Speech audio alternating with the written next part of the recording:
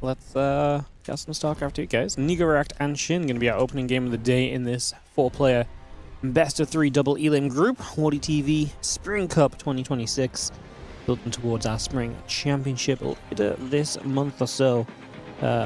More info on that. I'm still timing a couple of things out and stuff, but we'll hopefully have more info on that soonish. I'll give you guys the update when it comes through.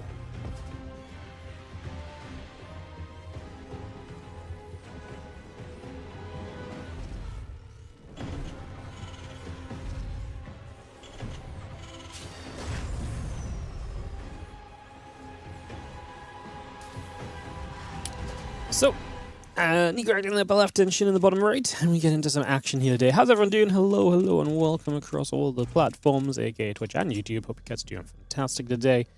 Welcome to the stream, and let's have a good time. I think let's enjoy some games. We're gonna see this hatchery coming down, a gas in the pool, a barracks at home from our Terran player. Everything is looking pretty darn regular for the moment as we get this started up.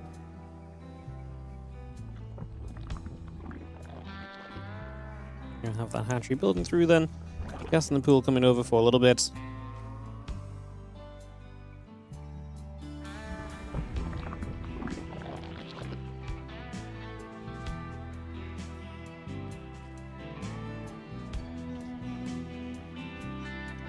Now Reaper on our orbital on the way by.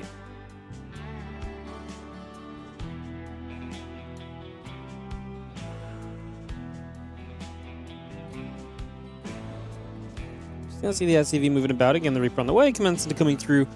How are we doing, guys? Let's go. Hola, guten Morgen. How many more languages can we say hello in? I'm gonna try and do them all right now.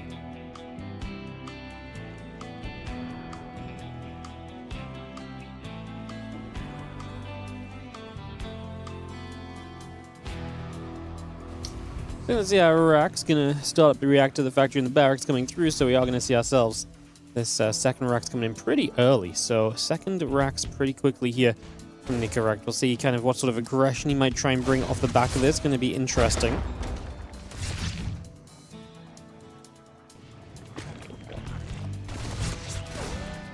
Let's see that Reaper going to be there. A couple links step away. Queen steps up the front as well.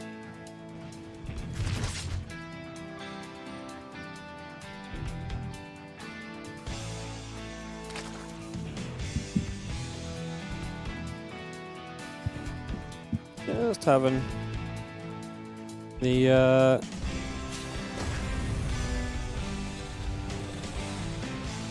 couple of Hellions producing through. That link's be coming up. The hatchery still coming around as well.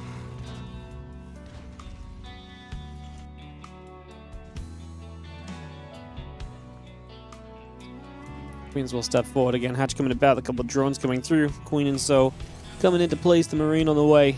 And we get ourselves settled in here for a couple of seconds. But yeah, like I said, excited to see what we bring of this from Nicoract. He is going to get Stimmy, he's going to get some Hellions.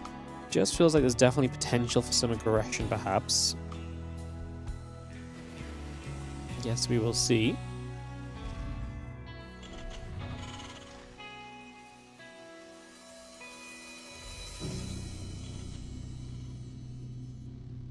Stimpack just coming along, a few Marines continue up as well.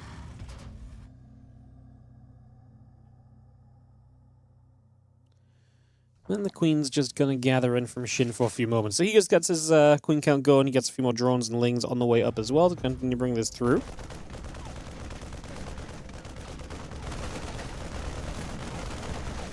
Just going to have the few Marines actually going to have a good chance at getting that Overlord. Are we going to be close enough? We are, so we get the kill on it.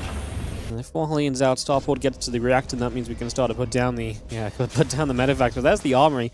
This is kind of what I was thinking of, right? Like 2-on-1, but we're getting a few Hellions, and so the potential of just going like Hellbat Marine is actually very powerful. There's a lot of potential there.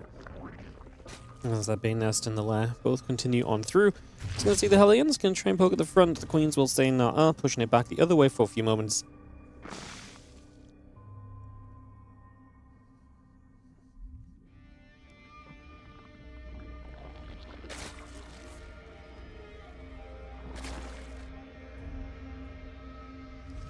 There's going to be seeing the command center at the front, just going to get set up as well.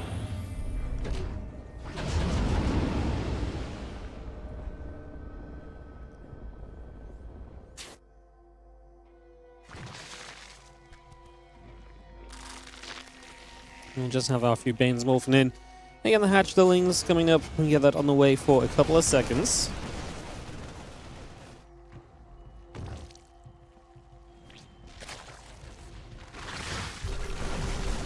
Gonna have Hellbats and the Marines. It's gonna be stepping through. The few Banes are gonna step up. The Ling's gonna be there. The Banes want to try and get toward the Marines. We're just gonna keep fighting those Hellbats going down. I mean, the fact we kept the Banes alive so long is really nice. We do have a few Marines left over after this, though, as Nikoract will be able to trade for some Queens, but when extra Lings get here, this will not do much else. However, the Lings are quite far away. They were quite far back in the production tab when this started, so every Queen goes down. We're going to lose some drones. Like I said, as the Lings show up, this should be fine, but we get into the corner, which means the Lings can't actually engage this effectively just yet, and Nikoract is dealing some mega damage early. He's about to be out of medevac energy, so he's just going to have to lift up and get away with a few Marines. But this was a fantastic attack. I thought the Banes surviving so long was going to mean that Shin was just fine, right? He had the Banelings to kind of get through and to really kind of deliver, you know, a big punch. He was actually able to make that happen in the end. That's a little crazy as the Marines, the medevac slowed back up. A few Lings moving around. Overlord's still chilling about there as well.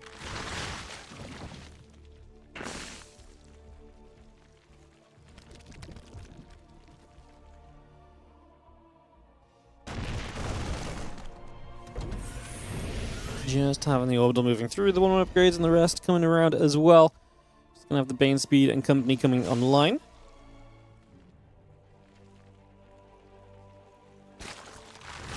And the few Banes pop in, the orbital command gonna move across, tank will siege, the Marines and the medevacs will step forward.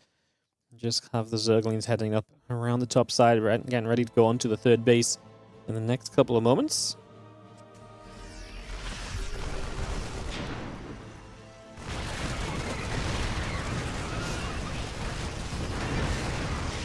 Let's try and counterattack, don't do much either, so Shin definitely in a bit of trouble here.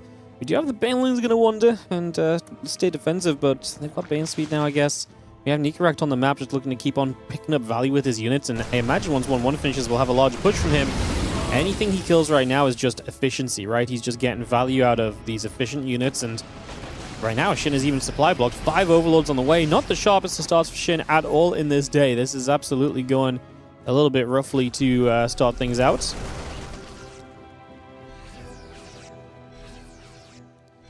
And you see the Lings and the Banes coming across, so we take a couple seconds there, moving over for a moment or two. And away we head as we just have the Marines, the Lings, the Banes coming back across for a couple seconds. The medevac's going to pull back through once again. Just going to be seeing the 2-2 upgrades still coming around as well for a few more moments.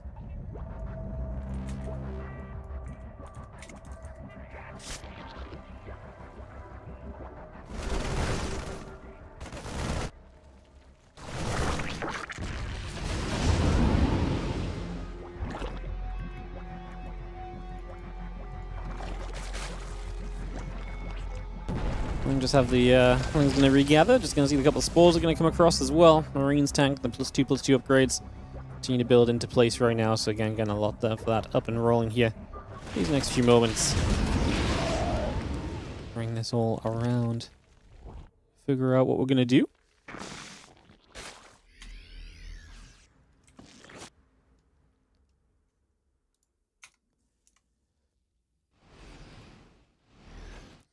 Again, 2-2 coming about. Just going to be seeing a few Marines are going to be there to deal with this as well. Just going to see the Ling Bane connecting for a couple seconds also.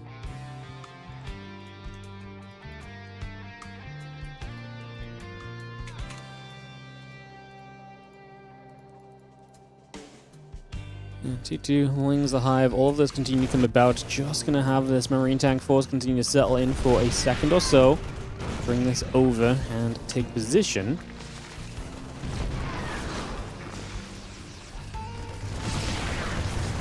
He's going to run up the Ling Bane. I'm going to come through once again. So again, we step across with this for just a few moments. Coming by. And this all readied.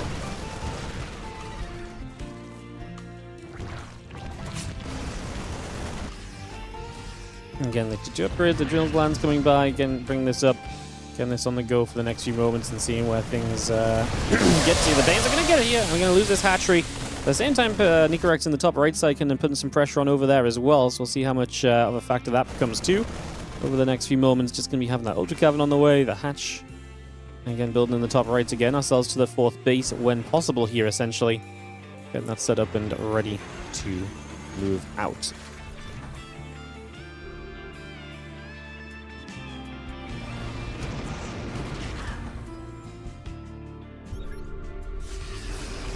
Marines the tanks just going to step a little teeny bit further forward. Marines the tanks still stepping through here as well. The Lings, the Banes, going to roll into this. Oh, that could have been a nice connection, but I think just would have lost too much on the way there. That's a massive army heading to the top, considering what Nikoract has down on the south side as well. Like, he is just set up so well right now. Of course, he should be, based on what we've already seen, right? So it's not too surprising.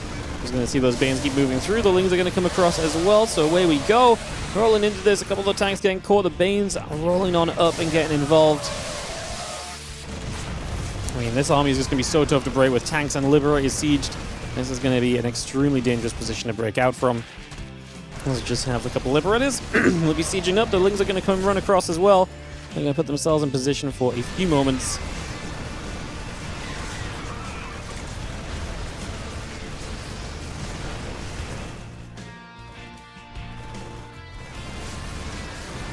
Ultra's going to run through. A couple Liberator shots going to be hitting the Ultra as well for a couple seconds there. We're just going to be seeing the Marines still gathering up. A few Banes are going to get jumped on.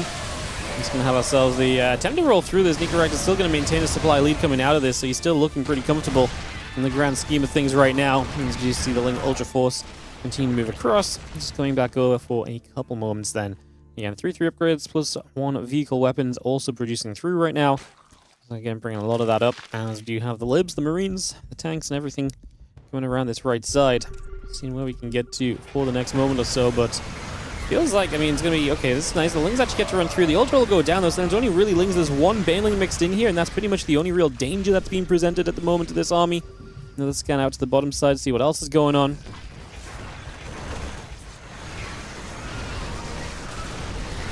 He's just going to run through. Those drones are going to be in a lot of trouble. This hatchery's going to go down.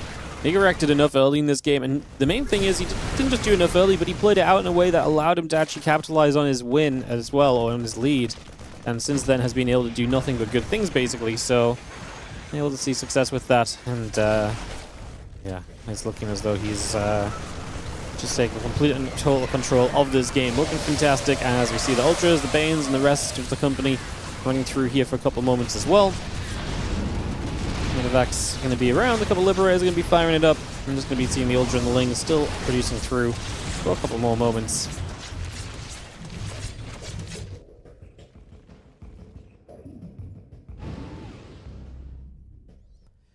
Again, Liberators, Marines, Marauders coming about. Command Center on the way up as well. Still bringing that into place. The Ultras and the Corruptors continue to gather in. As you see, the Queens, the Vipers, and the Lings will still produce. Those Lings are going to run down. The Marines are going to stim it up. It's going to move it along. And you see the other units are going to come across then for a couple seconds as well. Again, keep moving things over. Shin just says, too much, GG. Ain't going to be able to stand up to this one, which is not really too surprising considering the way that this had been going. Nikoract is able to take the opening game of this. Like I say, a very strong start. Very strong start, delivering him the result required to be up by a map here. So Nicoract gets the 1-0 start. May we have an upset in this Group B of the Spring Cup to start us off. We may very well be on our way to that. Winter Madness for Map 2 hosting up as we speak. I'm just going to have to sneak some ads in, guys. Apologies early in the day. We have to run the ads after the first map or two just because otherwise they're going to play in the games. Build up that ad time. We can be a little bit less intrusive with them later on. We'll try and run them a bit less as we get ready for this next game. We're missing somebody that was here in the previous game that is now not online. I think they're relogging, or it's Crank, I think. I don't see him at all, though.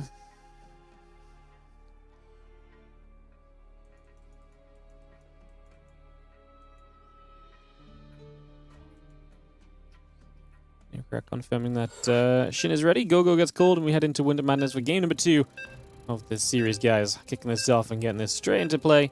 It is Nikoract and Shin for our next map. Game 2 on Winter Madness is West now, so it is going to be Shin's server preference here. In the next couple of moments, we'll get that on the way out. Moving through.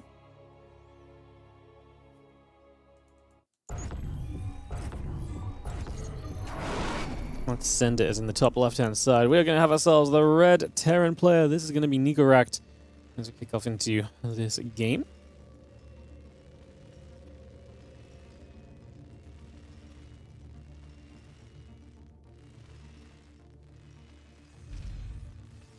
And in the bottom right side is going to be Shin, our blue Zerg, for game 2.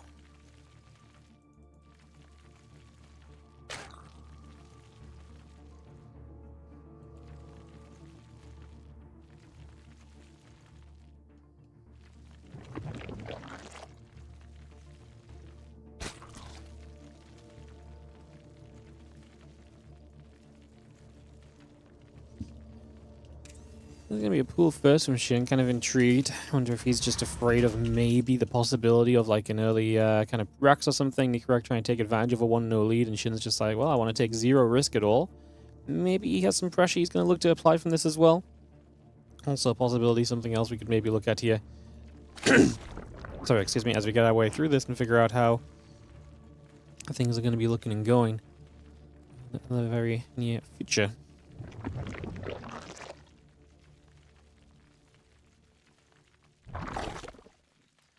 So cool. Hatching the gas coming up, like I said, doesn't feel like the most aggressive of things. Pretty chilled out for a couple moments right now and seeing where we take things. Here from the orbital, both going through. Again, the couple lings in the hatchery continue to come about as well, so just bring that straight up and online. The queen, the lings, and the overlord continue to produce for a couple seconds and bring that into play at the moment.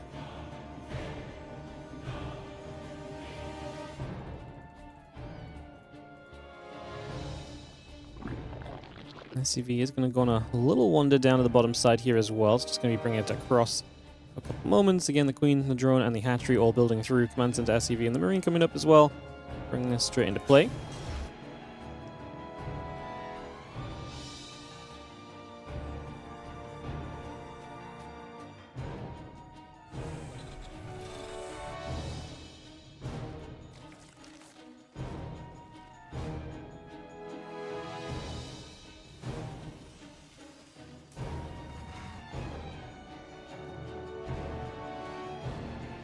Well, the SCV moving about, Reaper pulls off over to the left side, so again, just going to reposition there for a few moments. You have the factory and the reactor.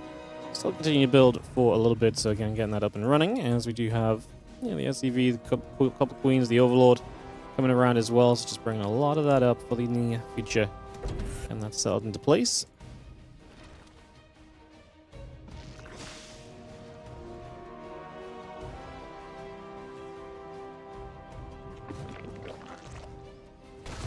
Queen's going to be here. Reaper will take a few shots. Just going to see that Reaper try and throw that grenade down. Another queen is still showing up as well. Also going to try and put some damage out here. The couple of SCVs are going to get chased for a couple more moments. And again, Starport, a couple of SCVs and Hellions all currently producing on through. And the Hellions getting a couple more kills at the end of this.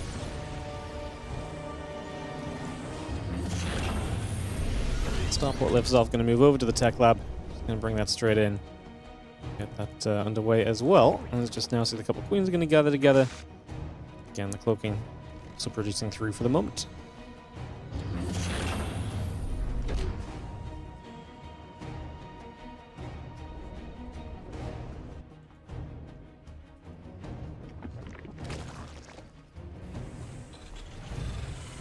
Banshee cloaking, a couple of barracks coming online, so again we're bringing a lot of this up and rolling. Just going to see that Eva Chamber hatchery in the lair coming through as well. So again, bringing a lot of this up and running straight away, just for now.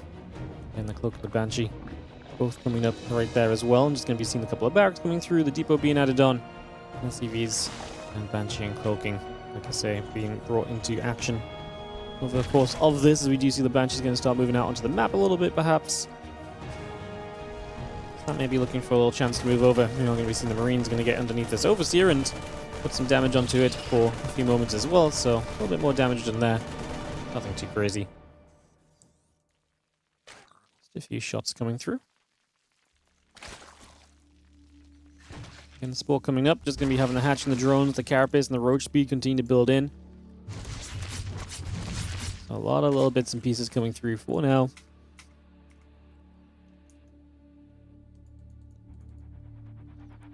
We'll just try and see where, again, we're going to take everything here over the next few moments.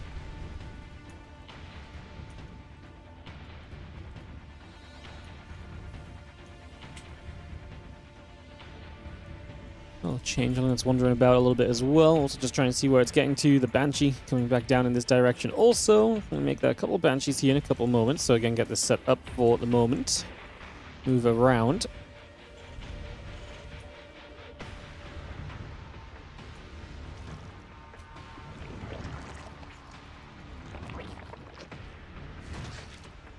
Again, one more upgrades. The stim coming about.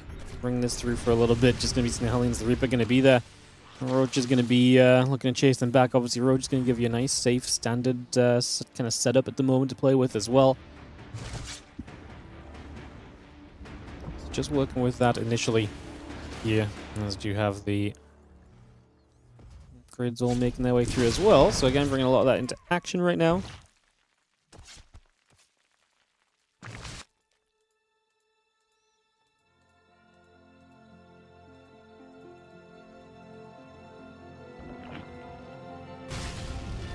Roaches and Ravages again just going to be there to try and push these Hellions back. So again, just try and chase things away for a couple of moments.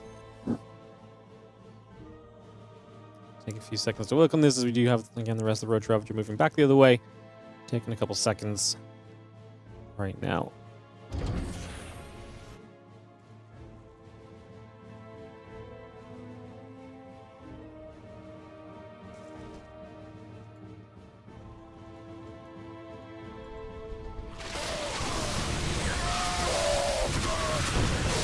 We've seen a couple of shots coming about, some damage being done, a few hits coming over for a couple of seconds.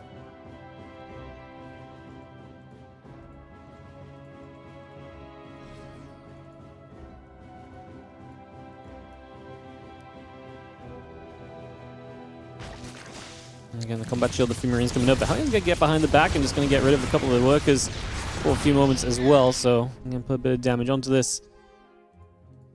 What we can do. Obviously, main push coming from Nikoract.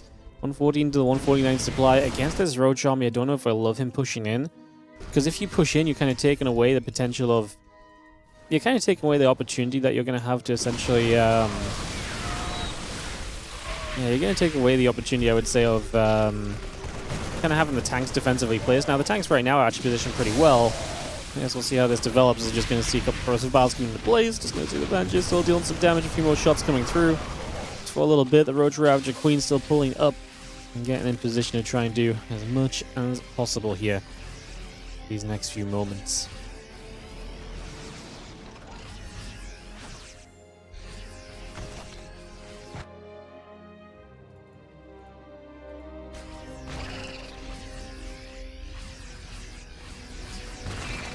Infestor coming around, just going to take a couple seconds on all of this. Just going to be seeing the upgrades continuing through as well.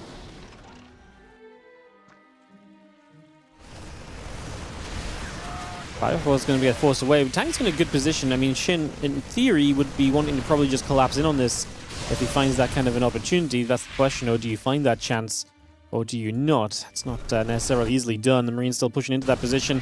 I was going to say, like, he's got the creep to kind of accelerate him over in that direction, so I'd be kind of surprised if we did nothing over here. It'd be a little strange, right? Like, he definitely has that kind of pincering position, at least. Maybe it'd be nice to maybe do something in that regard. Put some pressure on there also. Roach Ravager going to come pulling through. Some damage out. Just going to be some corrosive vials coming down. Obviously, hit those tanks down. You're removing one of the main threats to your army every single time you bile down a tank. So it's going to be one of the main targets. It's going to be one of your main focuses. The Roach Ravager still coming across. The Marine tank still coming over.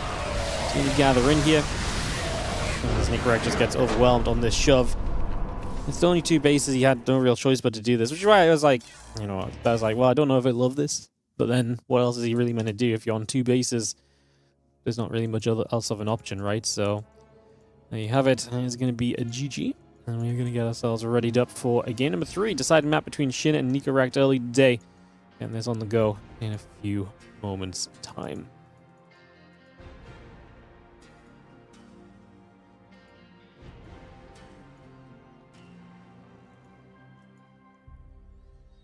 Going to be Taito Citadel as our map, actually, so we'll get that started up.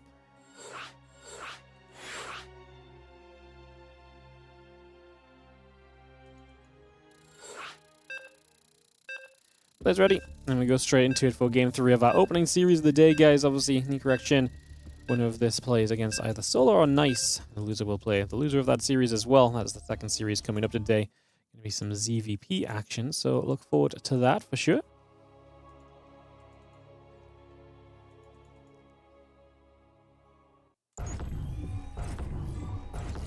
Let's get in game as we have ourselves in the bottom right-hand side.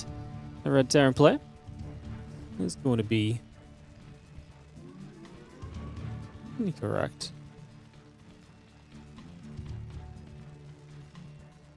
And he's up against the blue Zerg in the top left. It is Shin, tied 1-1 then currently in this game.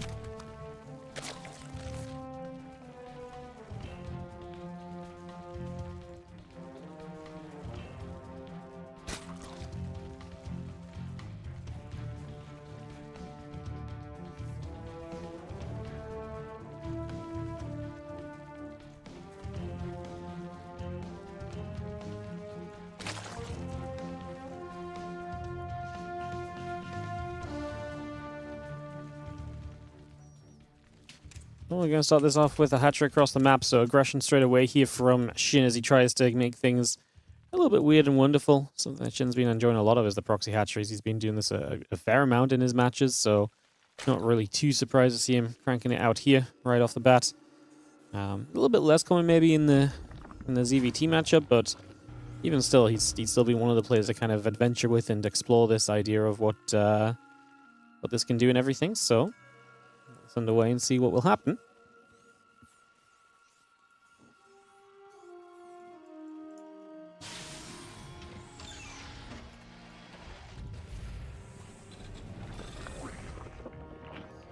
Right, and the orbital command going to be coming online for a couple of seconds, just bringing those straight up into action. Yeah, a couple of hatcheries, the spawning pool coming through as well, so bringing that into place already. So yeah, obviously just getting the pool and a hatchery up back at home. And Nikoract against this, well, he knows it's there, so he knows what's up. Complete. So it's kind of down to him. How does he want to respond? What does he feel like is the best approach at this stage for kind of getting to the next phase of this game? That is very much so what we find ourselves asking at the moment.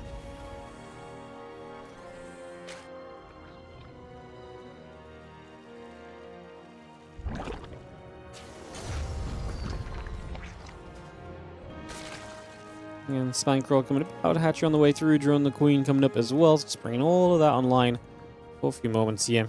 And again, get a bunker right up on the high ground to make sure we're safe against any pressure that comes off of this hatchery. So Nicoract trying to cover his bases, make sure he's very secure in his game position. Just make sure we're in a nice solid spot just initially.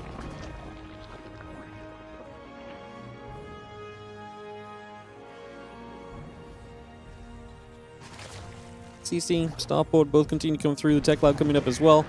Bunker also producing by.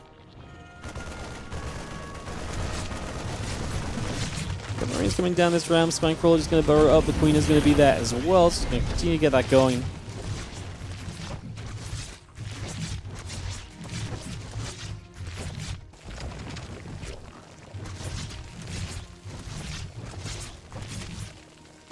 Second Spinecrawler going to burrow. Depots will be obviously under some fire. We've got a bunker as well. Obviously, the good news here for Nicoract is that Shin's kind of committing to this, and I feel like Nicoract's like, well, okay, that's good for me, right? Because I've set up to deal with him committing to it, right? Like, I've built a bunker, I've got the high ground position defendable. I feel like we're doing a lot of the right things, essentially, at the moment to set us on the right track for this. So, I don't mind that too much just yet. Like I say, let's see how it continues through in the next few moments and get this ready to go.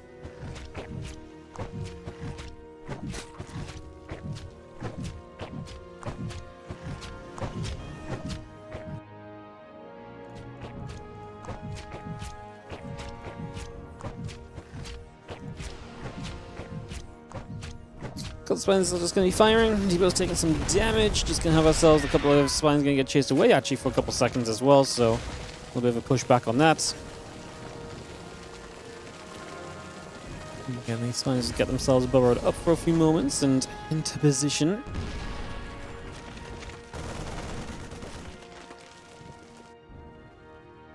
They're coming through. Drones in the Overlord building up as well.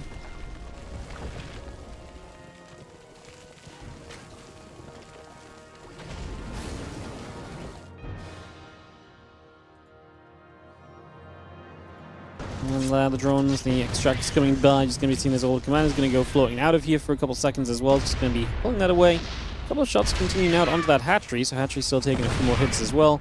A few more shots coming through on that one already. Again, just finding a little bit of extra damage so far. Just going to be still seeing the bases taking a few hits.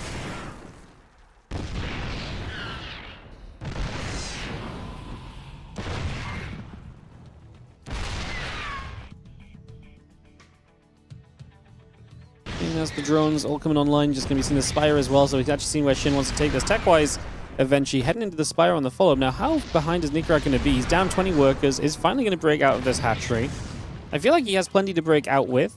My concern is obviously the economy of Shin is looking very solid. He has a lot of money to work with at the moment, so he's looking pretty good there. And Spire, Bane Nest all continue to come online for a couple seconds as well.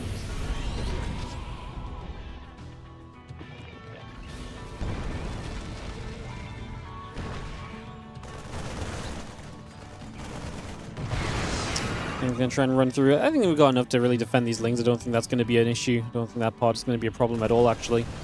This seems kind of fine. Still just going to be seeing the lings going to get turned away once more, so again, a little bit of a pushback on that, just for a moment or two.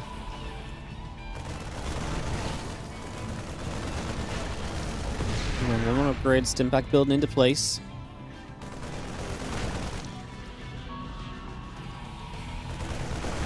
With the Raven, we obviously get to clean up a lot of this creep. Now, let's see how well we do against these mutas. Nicoract has some work to do in terms of getting his economy back online. Obviously, get to that natural expansion, get that mining. That's going to be absolutely step one here. Let's see what we can do from that point.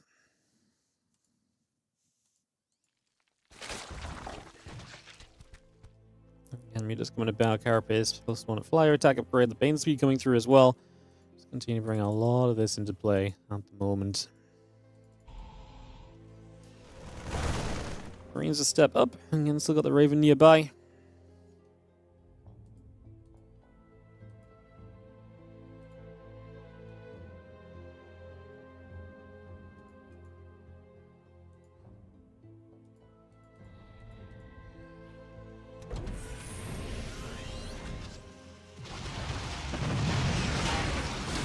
We see the meters actually do show up, and already the SCV is going to have to back away from this one, so I'm just going to step straight out of there. We do have the few SCVs going down still. Again, one more upgrades, combat shield coming over for a little bit. Bringing a lot of that through just for the moment. So again, getting a lot of that set up. Still seeing where we take things here.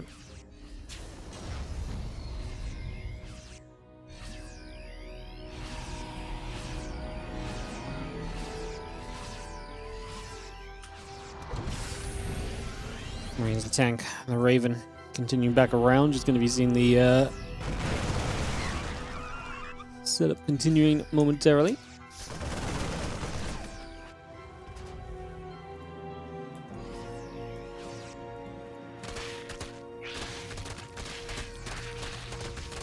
I'm going to run into this natural. This is an issue for Nikoract. Every single time he tries to do anything, the lings are just counter-tracking. However, does Shin have enough defensively at home? These lings and mutas need to turn around right now because this army is moving forward and it is looking to be quite aggressive in the next couple of seconds. So we got to get out of here and get onto the next thing already, I think. So we are going to be in some trouble.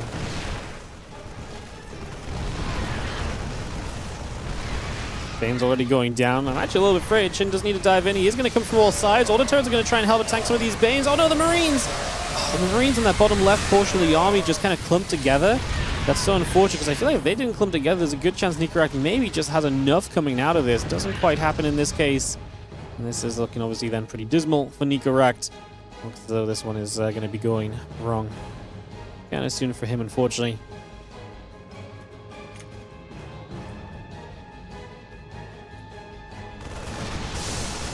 The Marines still coming over. The mutas are just going to be there as well, so they come gathering back up just for a second or two.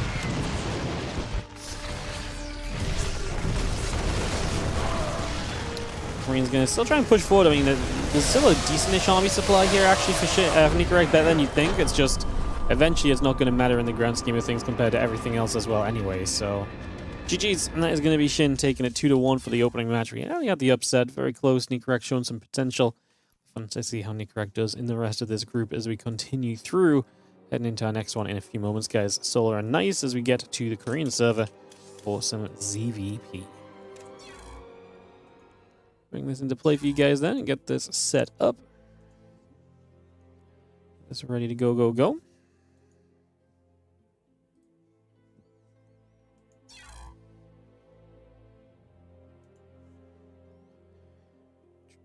Connecting to Blizzard services. Love that for us.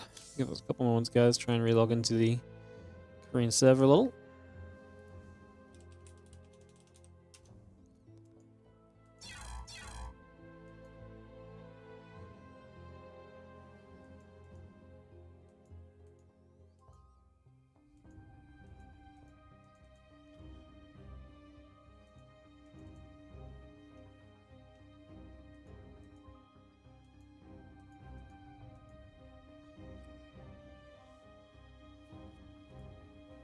Alrighty.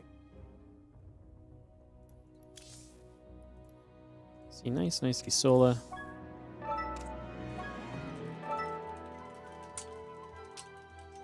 Cool. We don't get to see Nice too much. He's been playing in a couple of cups though, which is why I thought to invite him to this one. He actually played at some WardiTV Mondays and stuff, so we'll get the ZVP underway. I think Nice will be an underdog here, but like I say, excited to see what he can bring to the table a little bit.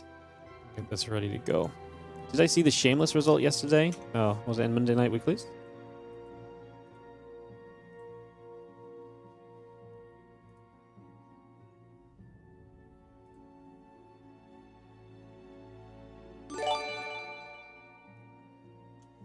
Beat Beyond Classic and Hero and then lost to Hero in the rematch. Oof. Crazy. That's actually sick. Shimmer's been getting better and better, man. Getting really good. Hey, what's up, Travizino? Thank you so much for gifting a sub out to Kindle Cloud Reader. Thank you so much for the generosity of gifting out a sub. Appreciate it.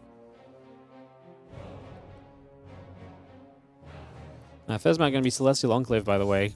I feel like this is a very typical Nice map where it's just like something so a little bit weird. Dig. Maybe you can play kind of Sky Toss. Maybe you can play something kind of weird and kind of crazy because of the size of the map and it's hard to scout on, for example. So kind of curious to see how this goes.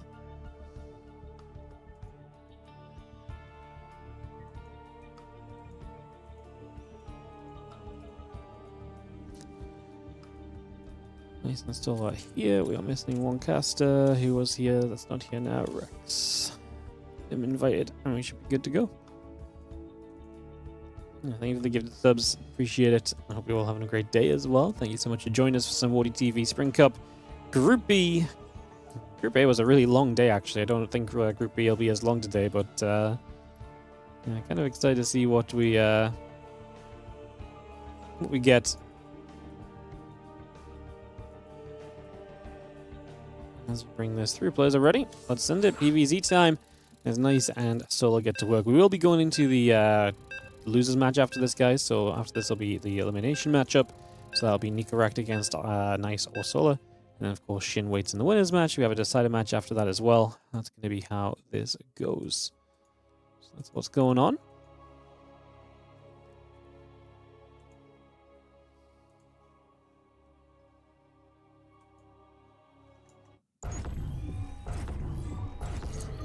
Countdown's good. Let's send it into game as we have in the top right-hand side to start us off. The blue Zerg player. This is going to be Solar.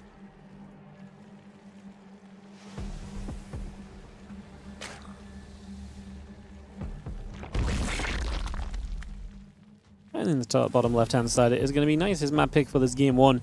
Let's see how he plays Celestial Enclave. Because, like I say, a bit of an interesting map just to begin with anyway. So, we're going to see kind of what happens here.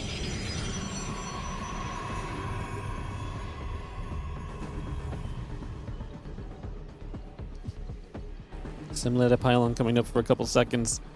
Bringing this through, getting that on the way. I'm just going to be having the drone coming by as well. So bring this all into action for a few moments here. Get this started up. It's going to have that Chrono Boost on the next for a few moments as well. So bringing everything through for now. Getting this settled and into action.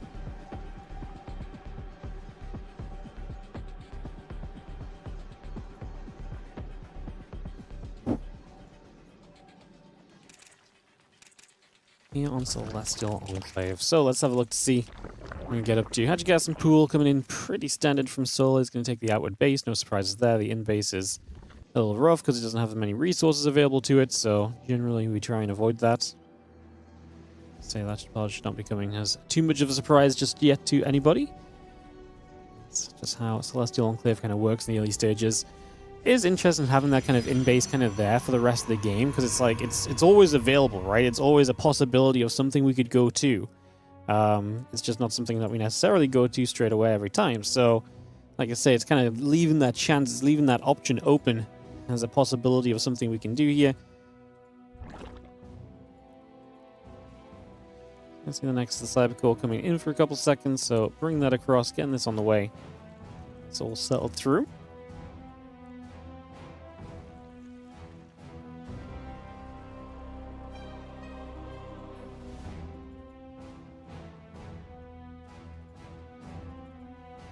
Stalker Chrono boosting on the gateway, just going to be seeing the Link Speed, the Queens, the drones. Continue to come out for a few moments as well, just bringing that along. Just going to be having the Stalker popping in a couple of seconds.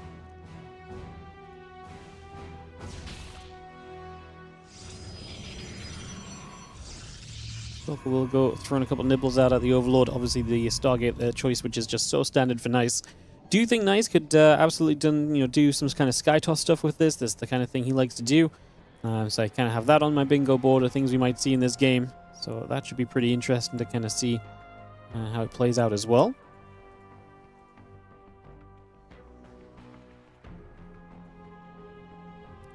Again, that link's coming about. Just going to see the Queen and the drones all coming up as well.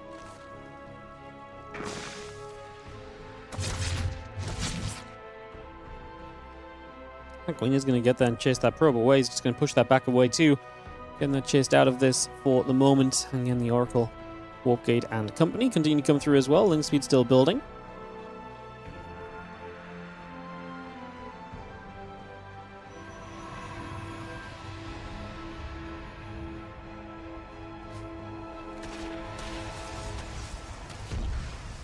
Let's see a couple of Lings coming around. They're going to put some damage out. So a few hits coming through. Again, nothing too crazy just yet. Continue to settle down here overall.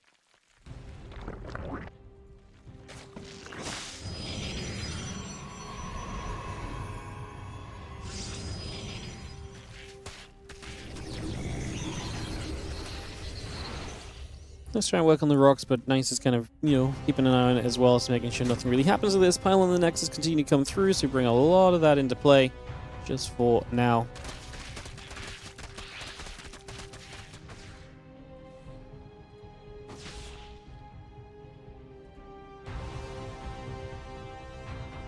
And Rotor on the left. Both building up, getting a few drones producing through, and the Overlord is coming around as well, so again, getting a lot of this action brought straight through here for the moment.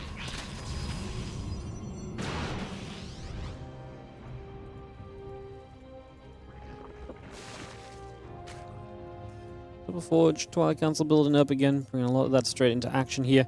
Going to give us the Double Forge especially, though, is very kind of greedy, and maybe something we're just trying to get away with it being a larger map. Solo with the fast lair.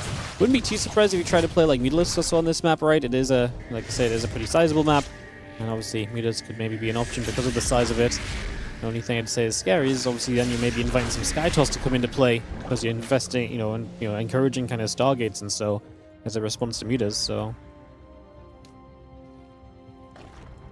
is going to be that Spire. So that's going to be his setup just for now. Build into that. Get that on the go.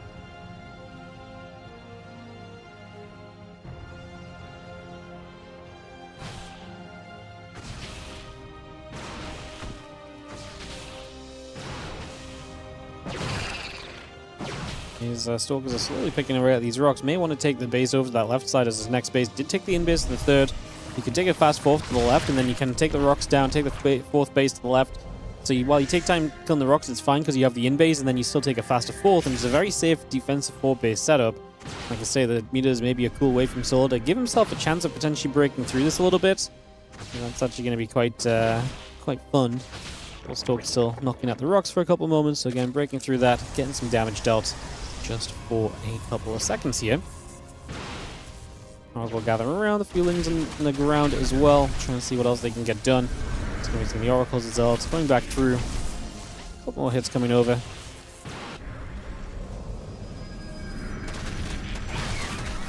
And still running in, just again trying to get involved, trying to do what they can for the next couple of moments.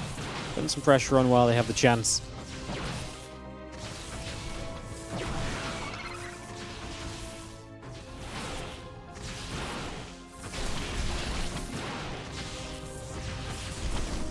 Finally going to get those rocks down. Obviously, Solo not doing much to punish or anything. We've got the 4 oracles cruising the map to try and keep us very safe and full of information, full of the know as to what's going on and so on.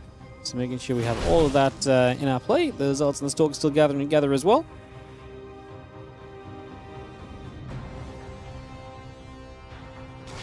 Nexus drops down onto the 4th. Going to be seeing a couple of meters coming in, going to get a bit more damage done also.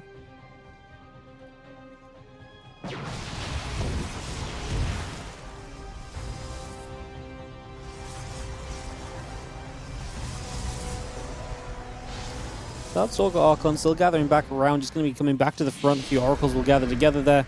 Just join up once more. Just going to have the Hydrogen coming through, drones, roaches, the missile upgrade building as well. Now we have the Nexus and the Pylon coming in over to the left side. Just going to put that in position also. A few more moments, the couple of Zealots are going to charge on up.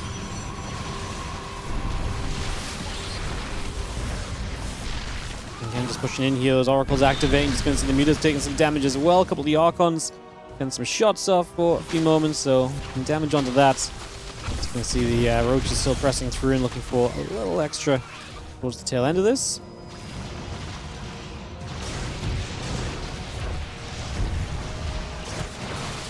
Archons as well, the Stalkers pulling back over the other side, so again chasing this out of here for a few seconds. See those Roaches being pushed about. Again, the Phoenix is going to continue to come through as well. The Oracle still overhead, hitting those Roaches and continue to chase them down. And these Roaches are being pushed and shoved out of here for the moment. Roach Hydra still in the production tab. You need to bring that up and online just for now. Again, Immortal Arc on the Nexus coming in as well. Solar supply already very good, but of course it's not necessarily made of the best kind of fighting supply overall, so it should be kind of an interesting part here to see kind of how that continues to play out.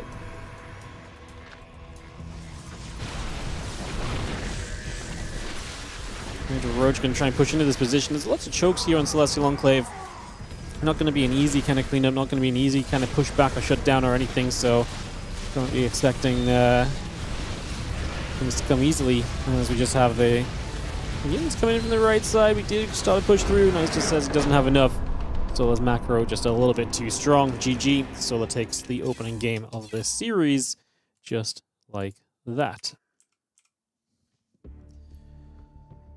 Alright, so opening game, just like that gets sorted out. Let's head into game number 2 here, where we're going to be heading into Ruby Rock. Nice underdog for sure. And as we get this ready to rumble, just get Ruby Rock posted.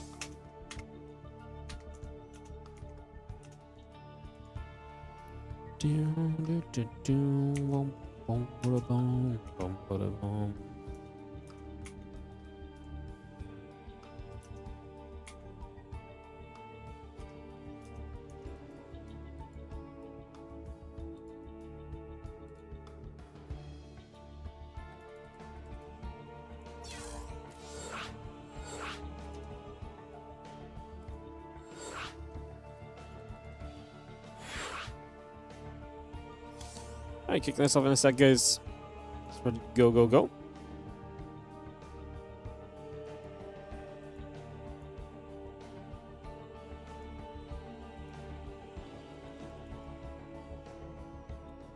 Nice to the player slot, referee myself, invite our final caster. And send this nice and Solar game number 2 coming up in a second. And they are both ready. Perfect. Let's send it, guys. Game 2 of this series coming right at you. Getting this underway. Getting this started off.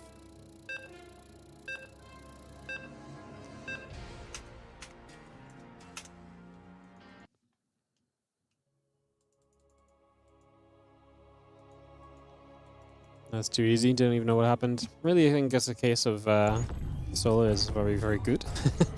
His macro is on point, and he really showed up with kind of a lot of stuff when Nice was just not quite ready still. Yeah, it's one of those times where I feel as though Nice is absolutely an underdog in this group, and even against Nikoract as well. I think Nikoract has actually been doing a great job of kind of holding his own a whole lot lately, so I actually really think that for Nice, unfortunately. It's just a difficult group. Plain and simple, and you think there's going to be a few moments that look a little bit like what we just saw there. In the top left-hand side, Sola is our blue Zerg. He takes the 1-0 lead in this best of 3. As we get this one up and running.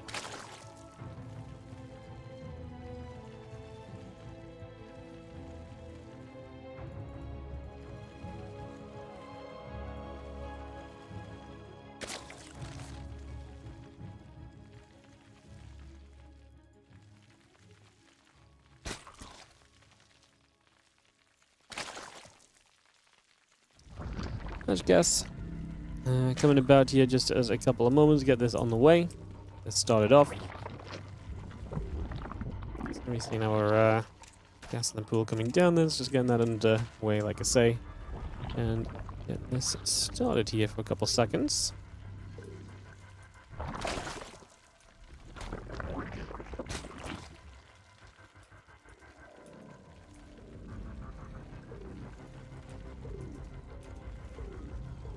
Inside go. Next is the assembler. Continue to come into play just for a couple moments then, so we bring that about, get that started.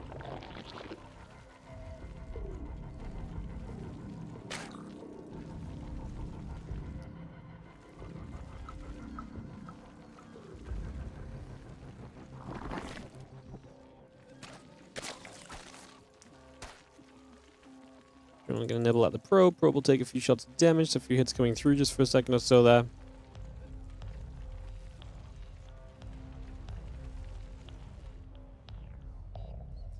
Yeah, Nexus and everything coming up as well.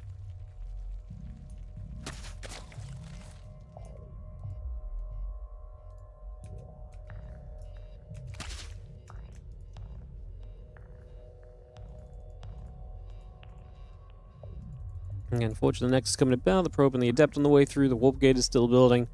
Bringing a lot of the rest of this into play here just for a couple seconds.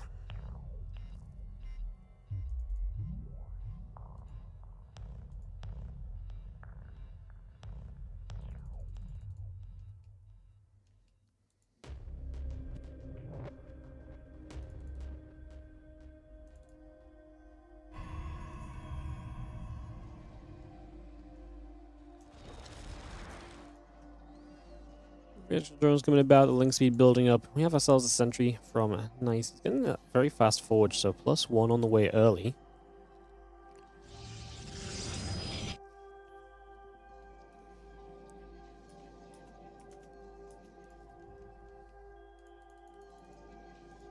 +1 on the way early. Bring that across. Just going to be seeing the hatch, link speed, and company coming up as well. So a few bits and pieces of that all coming through for a couple seconds. And the Twilight Council and a couple of gates coming about also.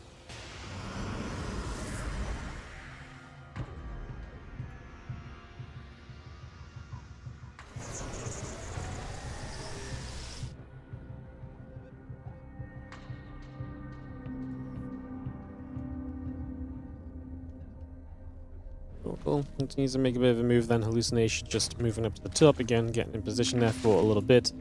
Getting into place. Get that on the way. Rotron, the couple of Lings will continue to produce through as well. Just getting this Nexus down. The few Zerglings looking to join up, come across and get on each other there for a couple of moments. The Lings are going to threaten the wraparound. Just going to get a little bit more done. A couple of Devs going to be there defensively for a second or two. Nothing too crazy then for the moment, it would seem. Everything looking very responsible here currently still.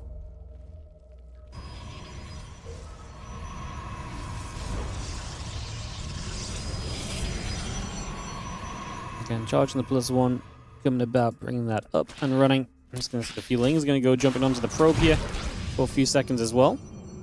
So get that on the way, bring that over. Get that settled down. The few Lings still going to threaten at the front for another couple seconds then, so again, bring that about for now. Gates all coming up.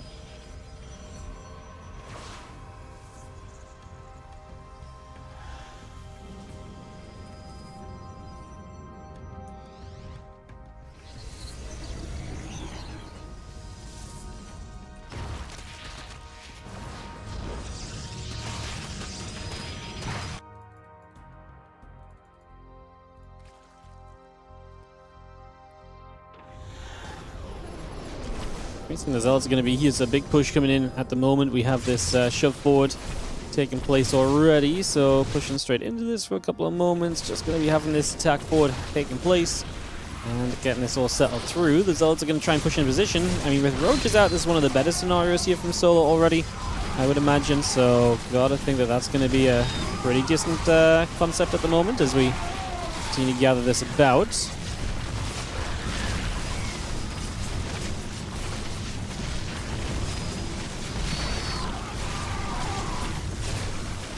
Going to be seeing the Prism continuing through, just going to be seeing that continue to come over, continuing to get this going.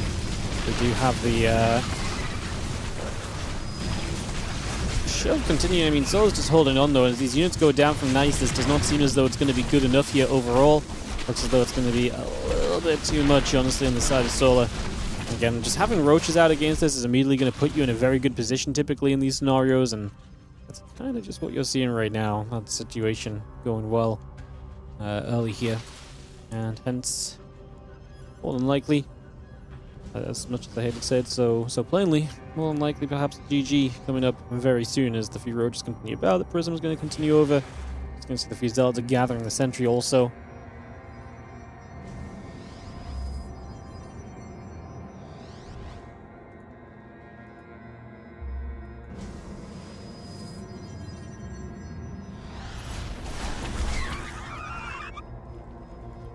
Roaches and the Queen continue to make some plays. Just going to be seeing the Zealots continuing by also, so again, bringing all of that up for a couple of seconds at the moment.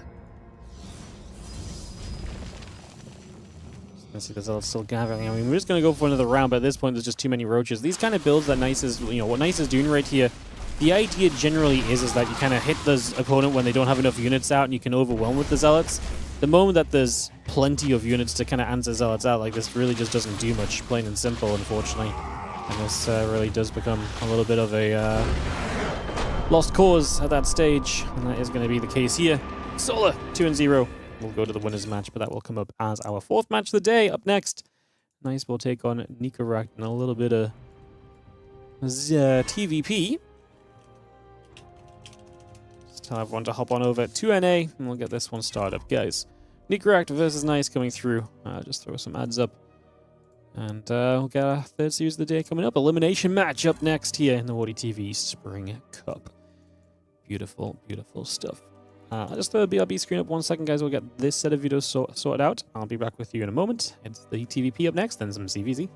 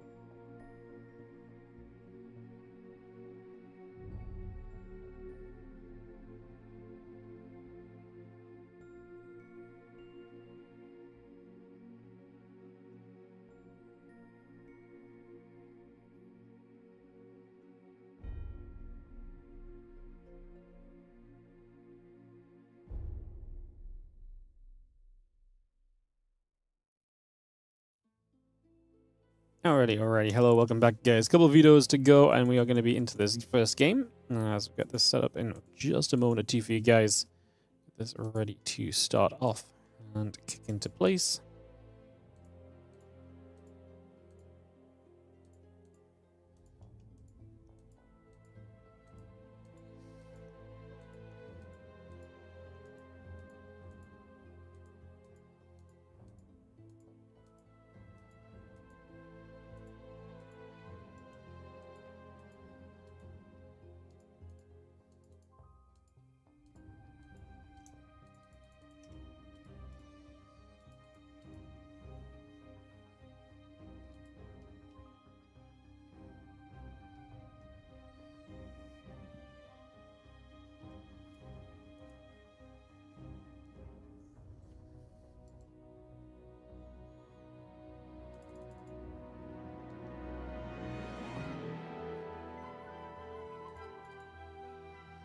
Alright, 10,000 feet going to be our first map here, and then Ruby Rock and White Rabbit going to be the maps that we go to after, so we're going to start up with that. Get this ready to go.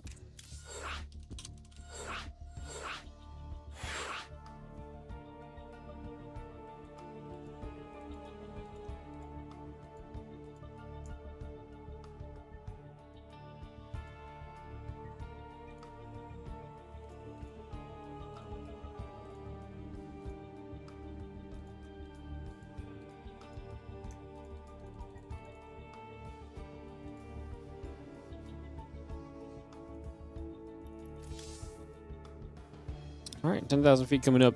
Get this going in just a moment, guys. Bring this about and kick this into some action.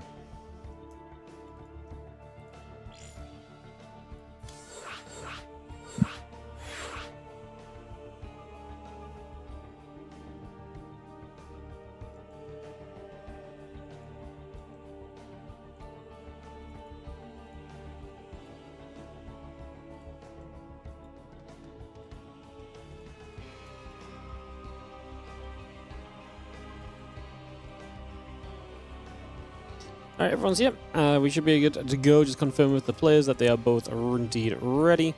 And we'll kick this one off and get it started.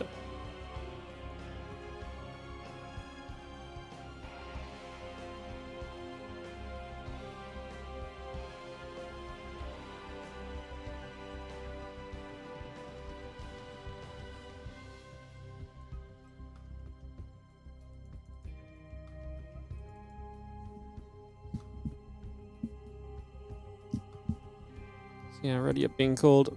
Get this on the way through. Get this ready to go in just a couple of moments. Get this all settled down. Just a moment, guys.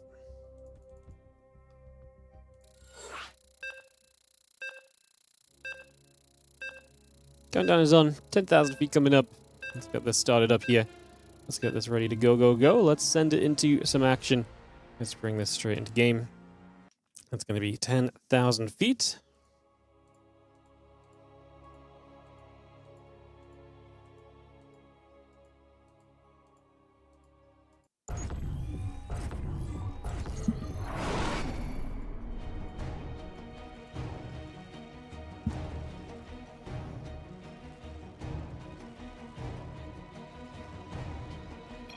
Game pause. Immediate pause. Lag spike.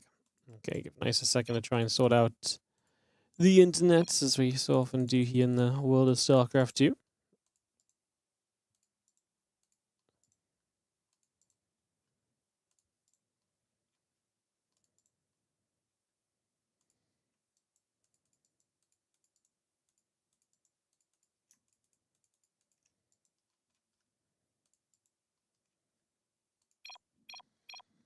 Just gonna double check it's all good. We should be able to go very shortly, hopefully. Get this back on track. Get this back underway, guys. Game I'm not the referee, so I don't even need to do anything. I'll just sit here and chill while they sort it out between themselves.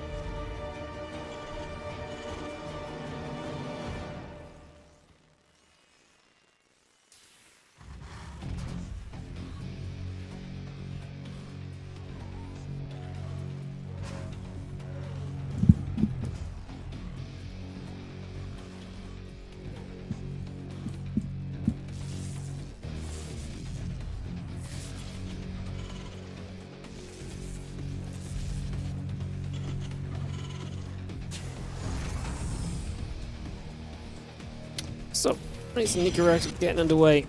Let's get this sorted and see who is going to survive the elimination match. Win this and you actually get into some prize money guaranteed as well, so that's obviously a nice bonus for the players. Again, some prize money guaranteed, just $25, but you know, even if you lose the next series, that is guaranteed at this point. You only get money if you win a match, though, and you have to win this one. It's your last chance before being eliminated, so let's see how it goes. As we settle things down for a few moments, just going to be seeing the barracks continue to come up for a little bit as well. Bring that straight online. Bring this up into play. And getting this all on the way through.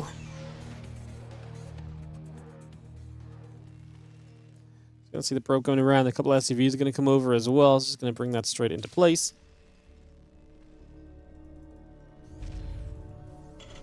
And drop the command center down into position as well. So again, getting that straight into position here for now. Bring that over for a couple moments.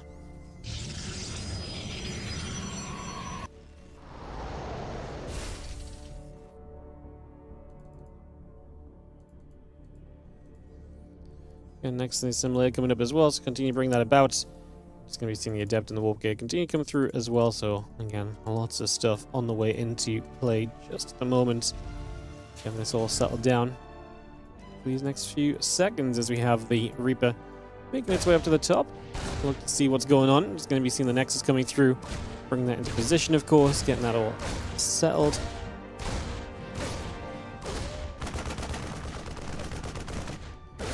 We're just going to, again, ping through a few times, put some work in, and we are going to see the Marine just going to have to deal with this assimilator. So gas steal from Nice, and also that proxy coming up from him. So already kind of doing nice kind of things. We talk about the Taiwanese Protoss players, Haas, and obviously Nice as well. They like to play a pretty special breed of StarCraft 2, a pretty aggressive breed of StarCraft 2, most notably. And there's going to be a little bit of that being shown already, as we just have the couple Marines going to sit on that assimilator for a few more moments, get that underway, and bring that around just for now.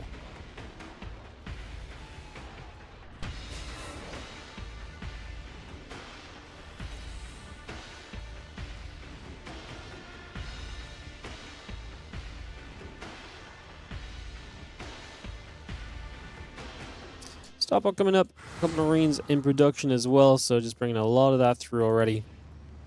Again, a lot of that into play right off the bat.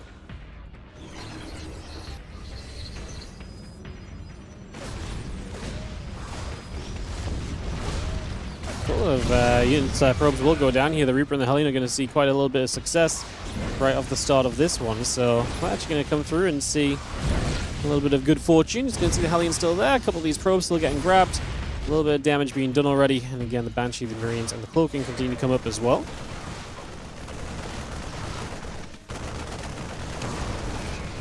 And the Adept's going to get caught in the corner. 6 workers down the other side makes this so tough, because it really does kind of suggest that we're going to have a pretty difficult time here. Kind of doing much basically on the side of Nice. He's taking a bunch of damage, and even if he does damage right now, he's got some work to do to get back in position. So let's see if he can do so. I mean, actually not a bad start. These Adepts are going to be going untouched for the moment. We've got a tank and a bunch more Marines on the way, but until that's out, these Adepts actually have quite a bit of potential to see some success, I would say. So actually going to be having a pretty okay time.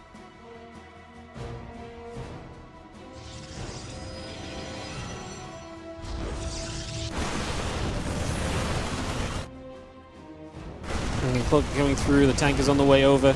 It's taking a few moments of this. The few devs still trying to get their way through that bunker. The few SCVs are going to be peeling back as well.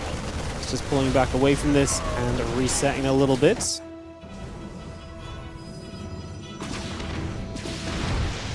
Stalker's going to be there to try and continue pushing this back also. So again, just a little bit more damage being done. A couple of moments here.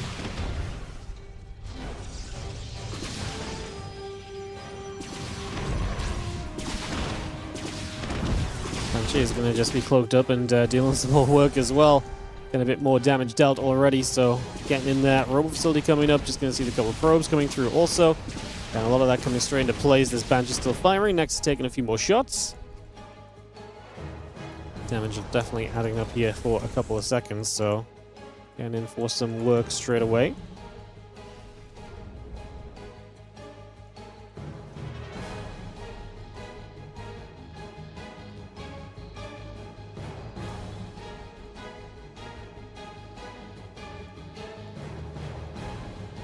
Assaults on the charge coming up, bringing that over, getting that going.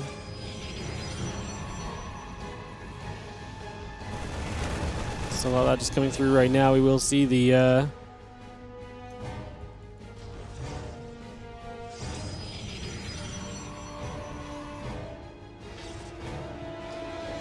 yeah, Stimpack and the +1 both continue to come into play, so bringing that about.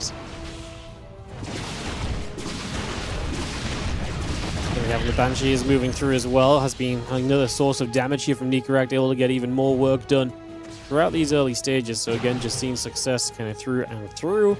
Nicoract having a very good time of this overall so far.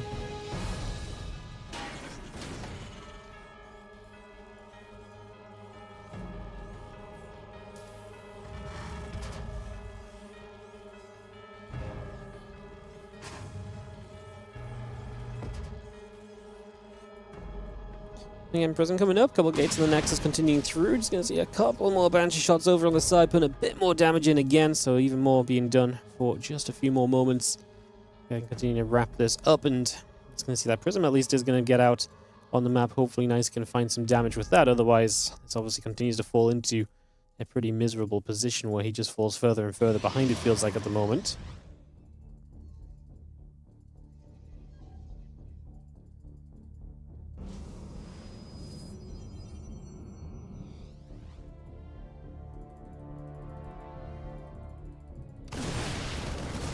Bio is going to be there, tank is going to be firing through, getting some damage done right away. So we've seen the Bioforce going to actually deal with these Zealots, obviously showing up the Zealots as a good form of the defense. Let's see if they can get enough done overall, because they're just going to be obviously very tanky up in the front. That is their main goal, and so far I'd say they're doing a pretty good job of being tanky up in the front. Obviously it does force this army back, so you do have to kite away from this as the Terran player, so you got to kite away from it. He does so. And now we kind of continue through. Combat Shield, Concussive Shells both continue to come back up.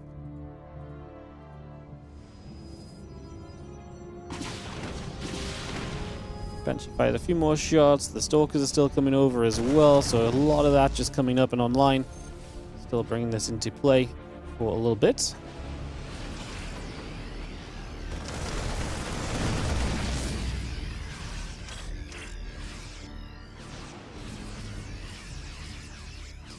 Bio coming out the front, just going to be moving forward again here for a couple seconds, get in position, decide what we want to try and do. We've got a lot of Zealot Stalker about. I mean, Nicoract's supply is just looking great, though. The damage he's done throughout the early stages of this game has already been pretty huge. He's been able to do a very good job of just getting that damage amped up, and obviously really keeping his opponent under pressure and in a difficult position here in the grand scheme of things. So he's been doing a great job of that. I'm just going to jump onto this Nexus, and Nice is pulling the probes across the map as he begins the base trade. He just recognizes he's not going to have much of a chance to do anything here in a straight-up fight, so he's just going to create the base trade and just hope that by base trading he creates enough chaos that maybe he can succeed. Is going to be his plan. I don't hate it. I mean, it's better than fighting straight up, because he's clearly not in a position to fight straight up. We can all see that, so yeah. In that case, we're doing kind of the right thing, no? Bio obviously still running up to the upper left-hand side. He's going to continue into position there. It's going to be GG. Nicoract is going to have too much. Nice can't even break through properly. And Nice is going to drop down a game in this BO3, so going to be down by a map.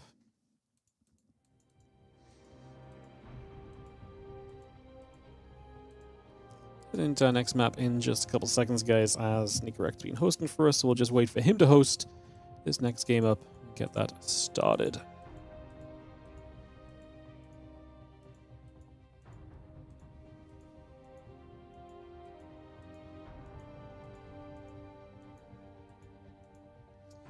Ruby Rock going to be our map. Let's get this going and kick off into our next game. So Ruby Rock coming up right now. Get this underway. Get this settled. See what is going to happen.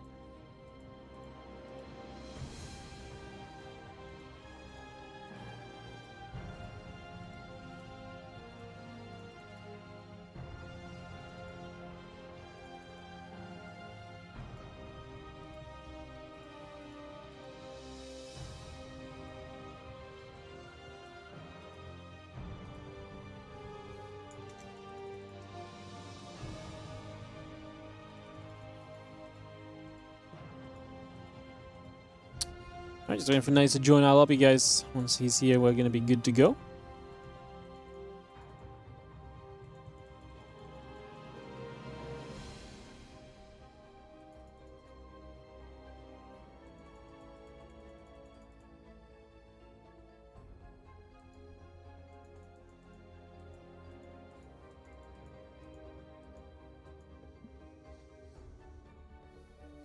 It's not nice for Nice. No, it's not nice for Nice. Nicoract's been playing great lately. It's been really fun watching his progression. Obviously, he's been playing in Wardy events for a long, long time, so cool to watch him progress and do well and perform.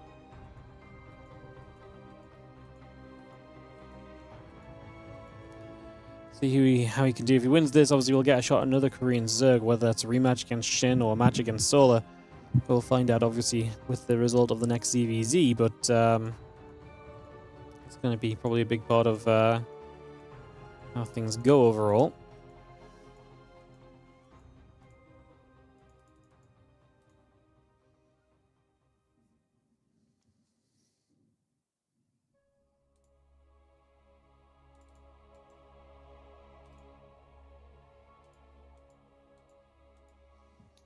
Yeah, just missing Nice still, guys. Just need him to join us here. We should be fine to go.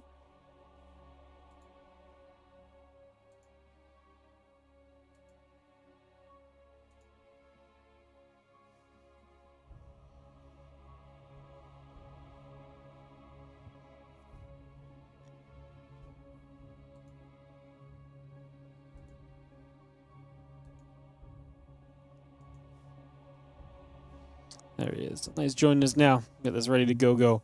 Kick this off into our next game of this TVP, guys. Readying up being called. Get everyone settled. We're going to get this one up and running. Beautiful stuff.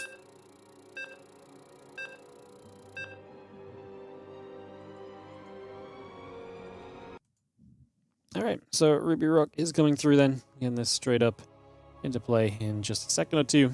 Get this map rolling. Let's see if Nikoract can keep the wins coming and see if he can put himself into a 2-0 lead. He is our red Terran in the bottom right hand corner of the map.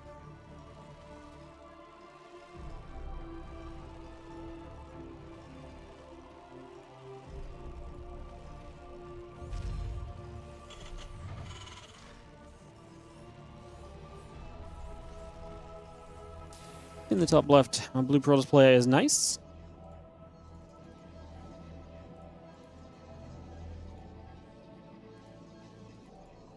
Let's get this started. We get this on the way. Figure out just where we're going to take things.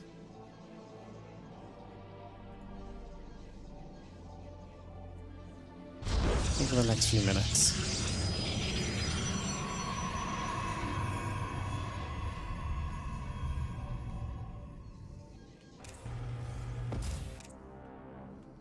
We'll have a probe coming across the map here just initially as well. It's going to be our starting point to begin with.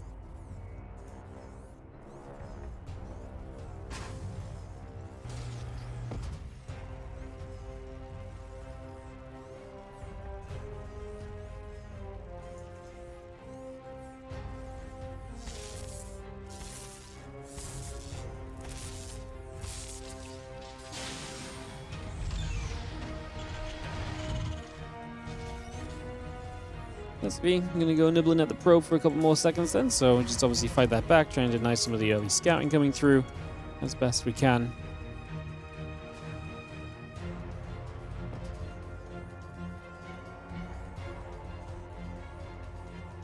That's that'd be cool. The next is coming online, so just bringing a lot of that up.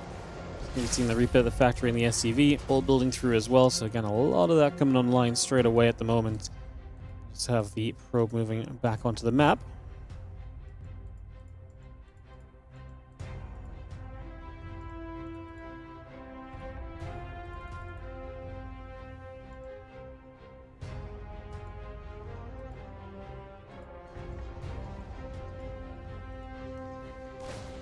Well, as that falls away, there's going to be the Reaper showing up, so we'll follow this into the main base as it looks for some damage. Battery not done yet, so maybe some chances already to get some early damage done here for Nikoract. Let's see how much he can find for himself.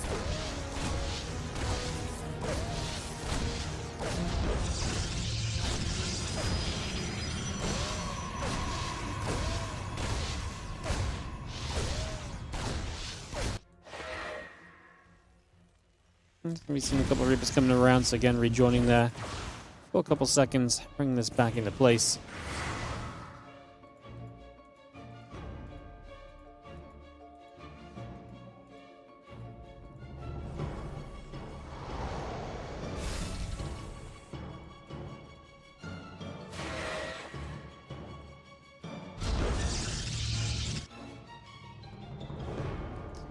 Command's into Starport and company coming up as well, so we can bring a lot of this through just at the moment. Again, a lot of that on the way. I'm going to be seeing the Reapers and the Hellions still joining back up together as well. So just going to get a few more shots off with those for a little bit. I'm going to be seeing the Reapers going to try and get up to the high ground, and a little bit more skirmishing starting to take place already.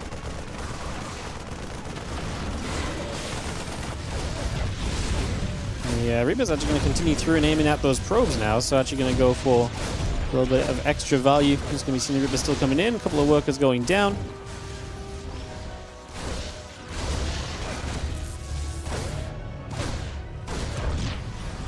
It's actually really nice. 9 probes going down is disastrous for Nice, and unfortunately, feels like he is not going to have the best days here in this WardiTV Spring Cup, because it kind of feels like he is falling down and out super early and super quickly right now. There's not a lot left to be said about this, I don't think, apart from the fact that this is clearly not exactly going well.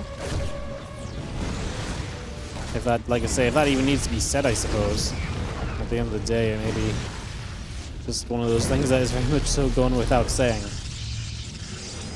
Because, yeah, this is quite clearly been a terrible start. And the worst part is you've got Phoenix as well, which might keep you very safe early in the game.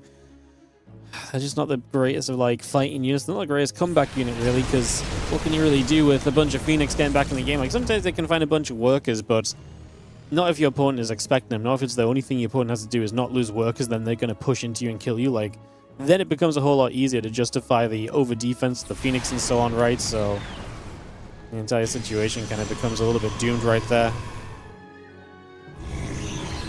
Yeah, this is feeling exactly like that, a little bit doomed. Viking cycle and the Marines are pushing across the map, and I don't think we've got long before this is going to turn into a GG. There's just not really two ways about it, and that is going to be game. Nicoract is going to take map number 2, a 2-0 clean for him. We're going to be doing some more serve hopping back to Korea then, I guess, for the ZVZ.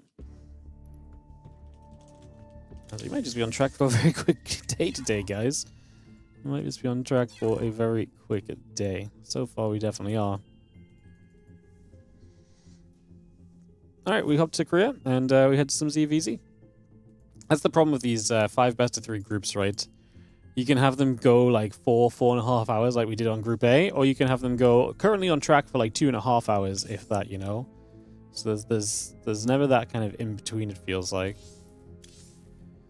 Alrighty, Solar and Shin for some Zerg on Zerg action, guys. While they get the videos done, we'll run the ads. And we'll get this ready to resume for you guys in just a few moments.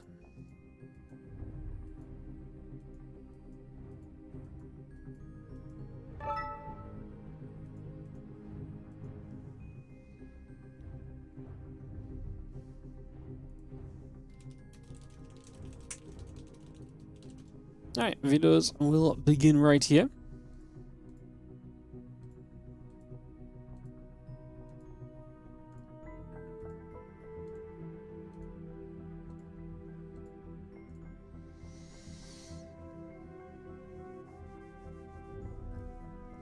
What's the history between Shin and Solar? When was the last time that these guys played each other? And it's the kind of ZVZ you could expect can go any which way, but I just wonder if Solar has kept the edge over Shin, as you might expect in terms of overall results recently.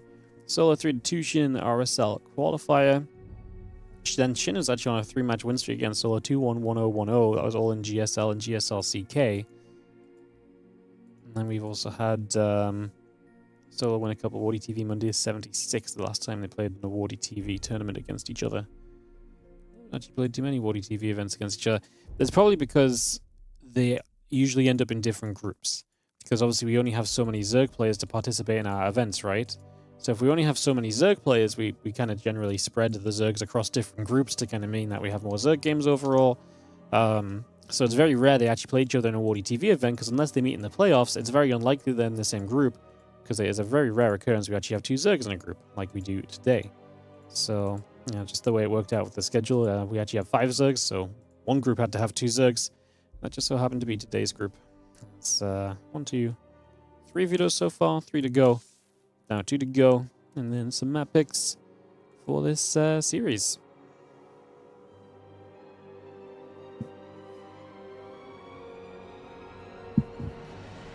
Would we say it's not going very nicely? I'd say everything about that last series is probably something Nice wants to forget about. Like, that was just abysmal for him. You know? It was not a good time. At all. It was not a good time at all for him. 1, 2, 3, 4, 5, 6. Couple seconds, guys. Get this next map on the go.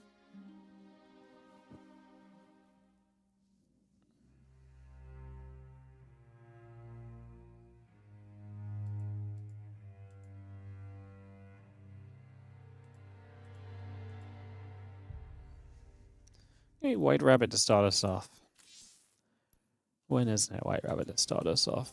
Such a common opening map.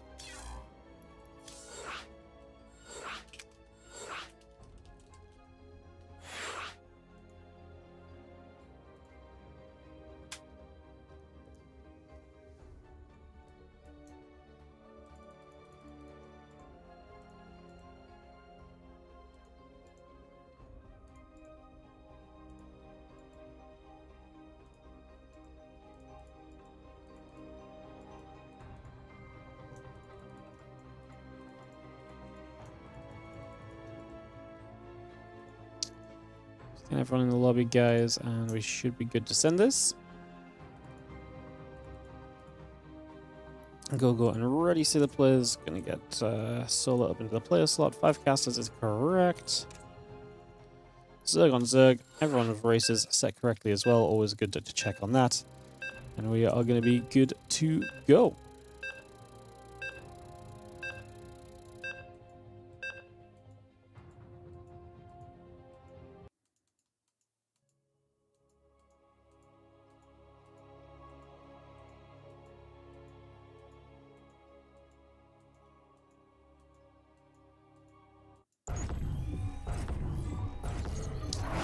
Let's jump into it, as we have in the bottom left-hand side. The blue Zerg player is going to be Shin, and takes on Solo, the red Zerg, in the upper right corner of the map. Some ZVZ, the rarest matchup in the WardiTV 2026 series.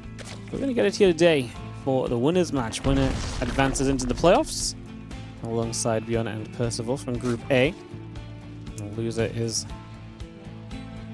going to be...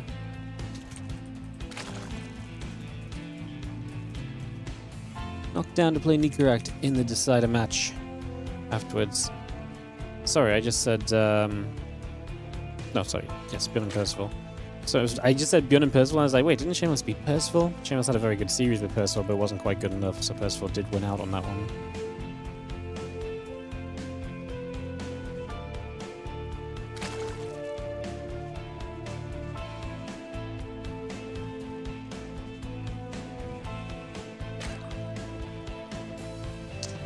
Alright, let's see what ZVZ brings us. As usual, we've got an overload across the map. Hatch Gas Pool versus Hatch Pool Gas.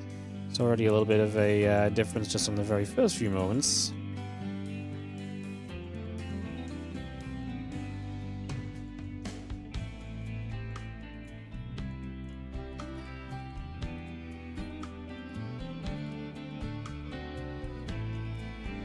Following this blue overload at the moment from Shin, but obviously this matchup's going to be a lot of information gathering, a lot of trying to figure out consistently what's going on and trying to know what has taken place over the course of this in general, so expect to see a lot of that coming through.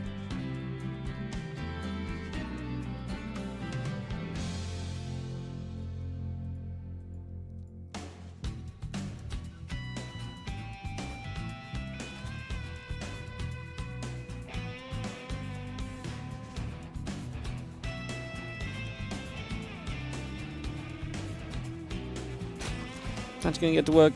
Putting some pressure on just initially.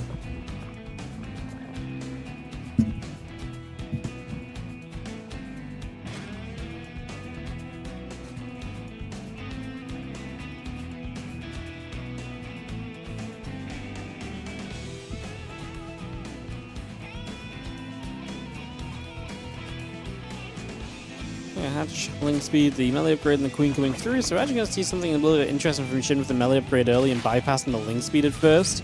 Definitely switching this up a little bit and doing things a little differently to the usual approach.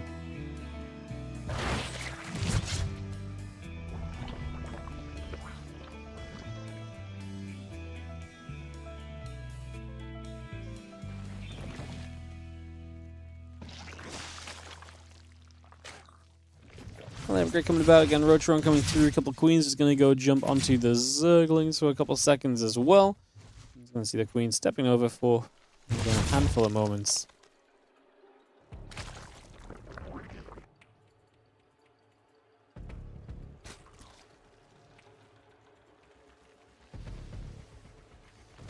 Well, the melee upgrade being early is going to be fun. Obviously going to be seeing a very ling heavy style. We're going to build the Roach run. I don't think we'll make many Roaches here from Shin initially. If you have a Carapace upgrade on the way from Solar, Carapace is better overall because obviously Carapace affects Lings and Roaches, so you can kind of hit Ling Roach timings when you play with that Carapace upgrade, for example. So it's going to be something we're kind of looking at a little bit here as well.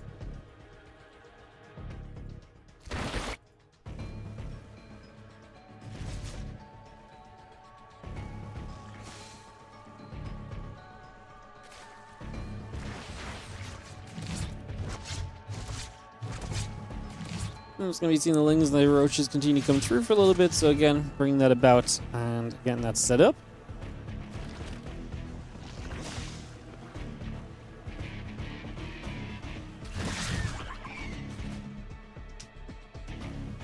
Going to see the, again, Ling Speed, the melee Carapace upgrades both coming through as well. So continue to bring that into place just for a little bit. Continue to get that on the go right now.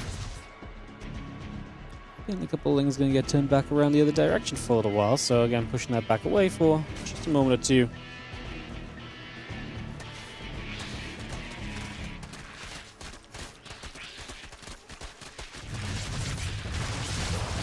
He's going to run up.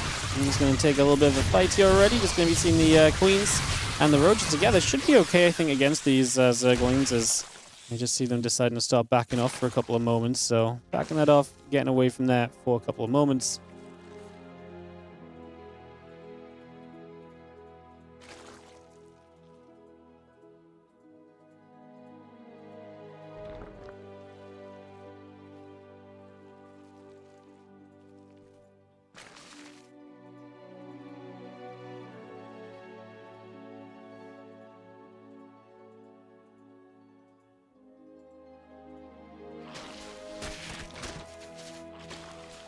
Ling's going to run around, obviously. We do have the Roach and the Lings now together, and obviously you mentioned from Soul, he's going to benefit from the Carapace on both of those.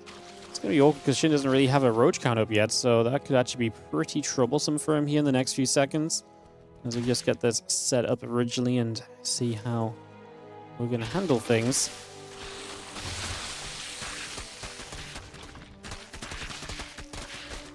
And let's jump onto this hatchery. The Roach is going down. It's going to be coming across the missile upgrade, and the Roach speed continue to build through as well. So again, a lot of that coming into play already. Let's bring a lot of this up for the moment.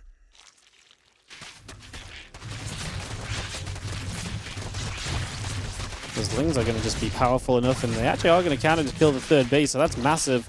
Getting the third base picked off almost straight away here is, yeah, an absolutely massive deal. So great job of that right off the bat.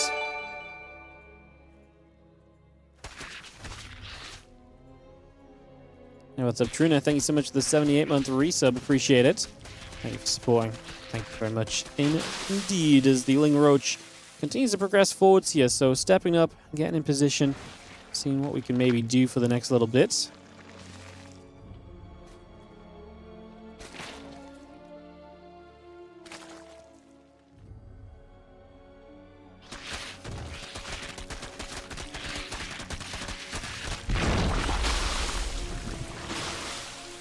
You're going to see again the hatchery coming back around, so we settle down for another couple moments.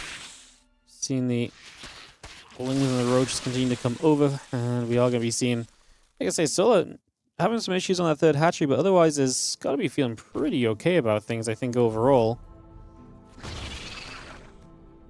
In the grand scheme of things here, that's got to be feeling pretty alright. few roaches in the Ravager. Gonna come back the other way then for a few moments. Just gonna pull that back around.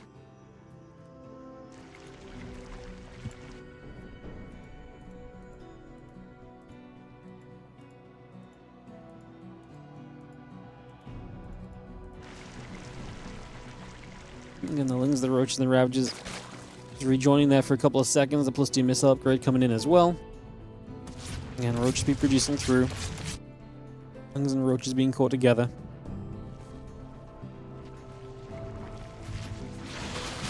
Roaches are going to rejoin. A couple of Ravager bars go up into the sky. Looking for the big wraparound on this. Just looking to get this caught up. We are going to be seeing the Roaches and the Lings continue to run over for just a couple of seconds here. We are going to see Shin not really having the supply, I don't think, to kind of continue through with this, though. I think in the end, we're just going to hit a little bit of a brick wall right toward the end of this one. I think that's going to be, unfortunately, just a little bit too much all said and done here.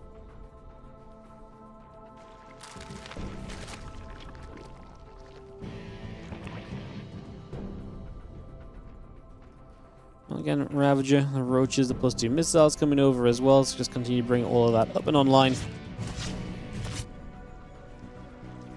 Still seeing the extra Roaches in production as well, so again, bringing all of that up, getting that going for a few more moments.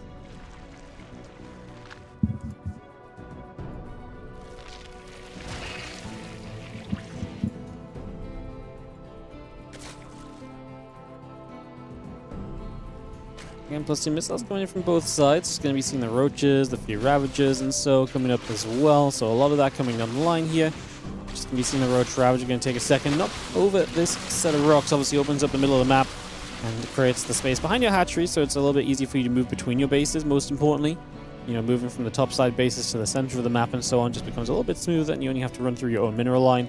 It doesn't really make it much more dangerous to have the base there either, so just rather have that mobility around more so than anything else is kind of the call from Solar. As we see the Feelings is going to slip by once again. There they go once more there. Just going to see the Roach is still going to run up. The Roach Ravager is going to be there.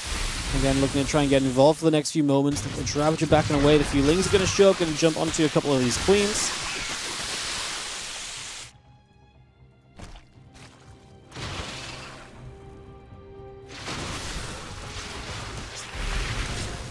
Roaches are stepping over once more. Just going to see the Roach Ravager will step across again. Roach Ravager is going to run into this. We are going to see this fight breaking out.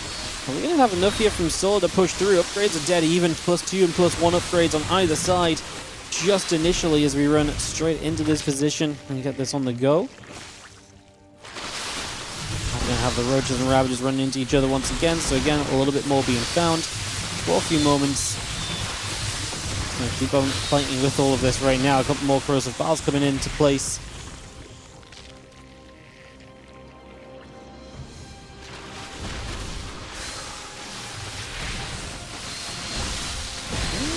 It's going to be careful to keep the Ravagers alive. I mean, Shin making a pretty good dive to get the Ravagers. His reinforcement show from Solo, though, he still clearly has just significantly more, even if he's running out of the Ravagers. He is looking pretty good on every other aspect of this, so he's kind of just seemingly fine there in that regard.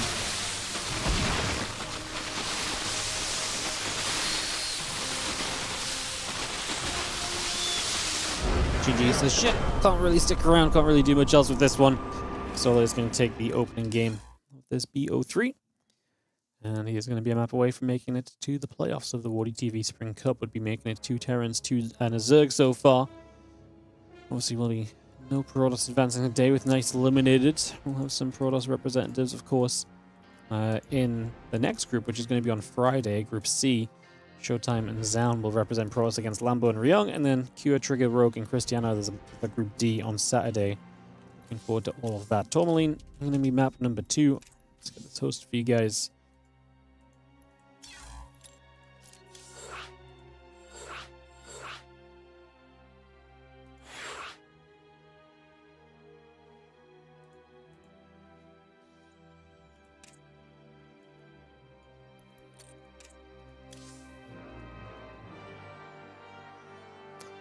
Time for Solar to turn himself to Zerg, which he just did. Go and Ready gets called, and we can go straight into game number 2. Shin Ready's up as well, so yeah, we have got no delays heading into the next one here.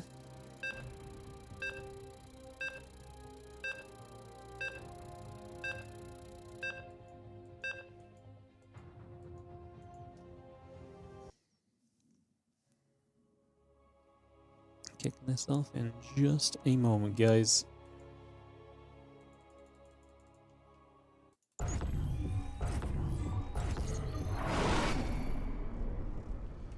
Let's go, go, go. In the bottom left-hand side, our blue Zerg play here is going to be Shin.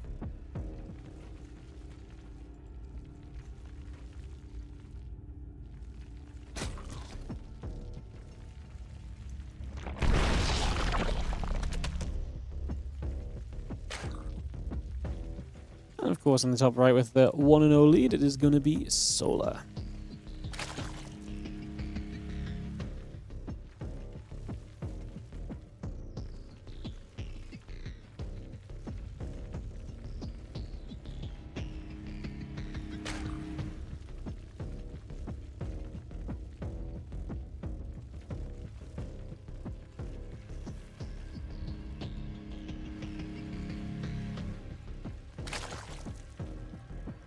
Alright, game number 2. Solar with the chance to move into the playoffs here with a win already. He's looking to set up for that.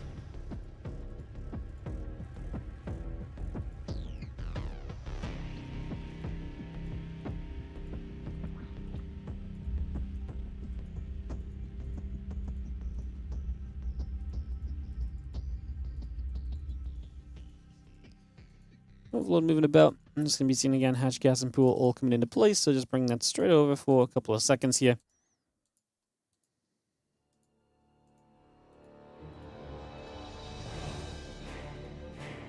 But everyone is kind of mirroring each other so far. Even the gas counts this game are going to be similar. Unlike last game, we had a bit of a later gas versus the normally timed gas, so yeah, this time even the gas count seems to be matching one another.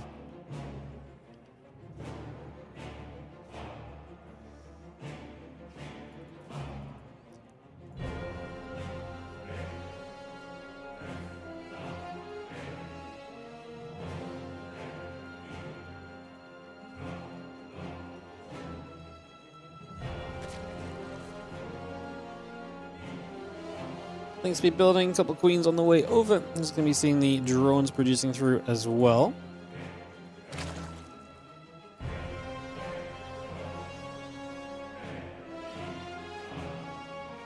And Link's making their way across the map. Again, link speed building by for a couple of seconds, getting that on the way. Bringing this through.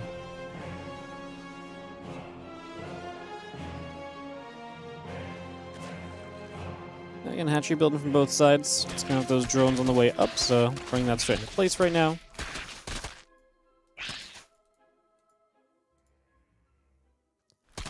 And obviously these lings are just going to be an attempt to scout pretty much through and through on this for as long as possible, so going with that for a couple of moments.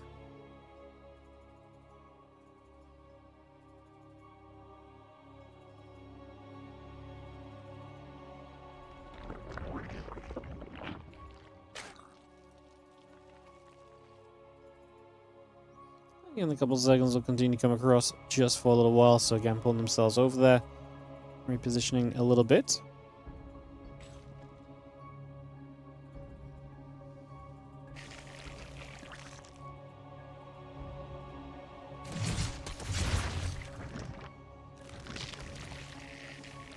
A bit more creep coming into position.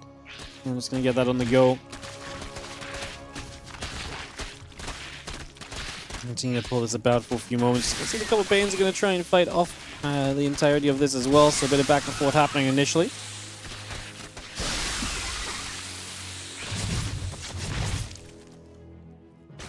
The Lings and the Banes continue to come on over, so again we bring a lot of that about. It's going to be seeing the road drone, the Lings and the drones continue to produce through, so bringing a lot of that online already. Bringing a lot of this straight into play. Baneling gets a connection off. It's a couple of those Lings right off the bat. You can see those Lings continue to chase around then for a few moments, so just moving around there. A little bit of motion. I'm going to be here to try and help fight also.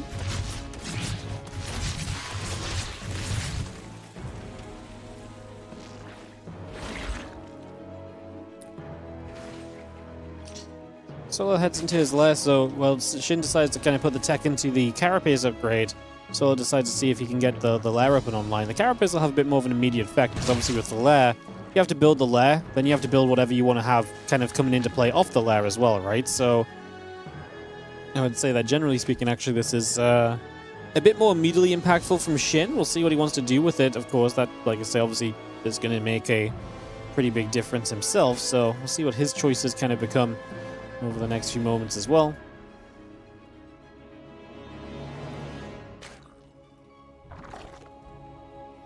And they're coming up, that +1 missiles come into play also for a few moments. Let's bring that all about. For now, Gold drones keep mining. Queen going to be there to try and help itself out as well.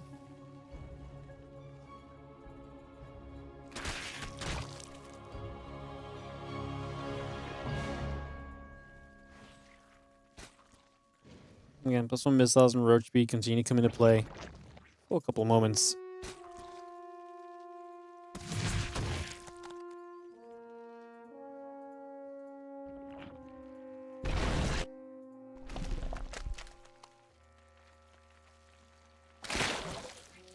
Ling Roach, Ravager, Carapace upgrade coming through as well. Let's continue to bring that up and online.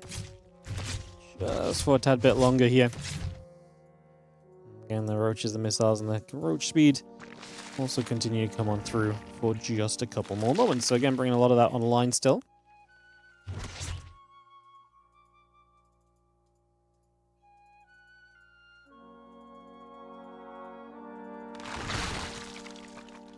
So a lot of units from Shin. He does have that carapace advantage, like I say, Solar. His roach speed not ready yet, so we'll not have that to help him out. His +1 missile's not ready yet either, so this is the moment for Shin to strike if he wants to get something done. But he is doing it down on army supply. Of course, Solar will have closer reinforcements as well, so I'd say the odds are kind of stacked in Solar's favor heading into this battle. Roach is going to fight. The Roach Ravager goes back the other way, so we'll trade out a little bit, but I think Solar, as he gets reinforcements here, is going to be just fine, especially because he's so close now to finishing up his +1 missiles. He already finished up Roach speed, which is obviously going to give him a little bit of an advantage, a little bit of an edge as well. This Roach is still coming over, wrapping here for a couple moments.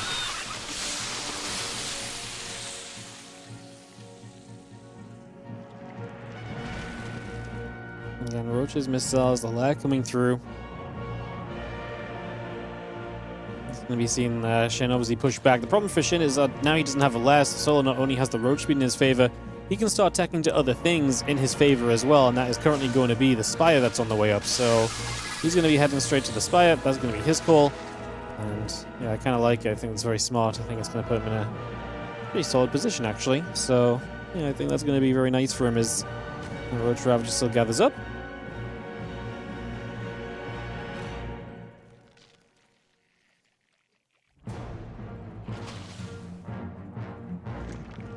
And +2 missiles coming over, just going to be using the Spy of the Hatchery. Coming around.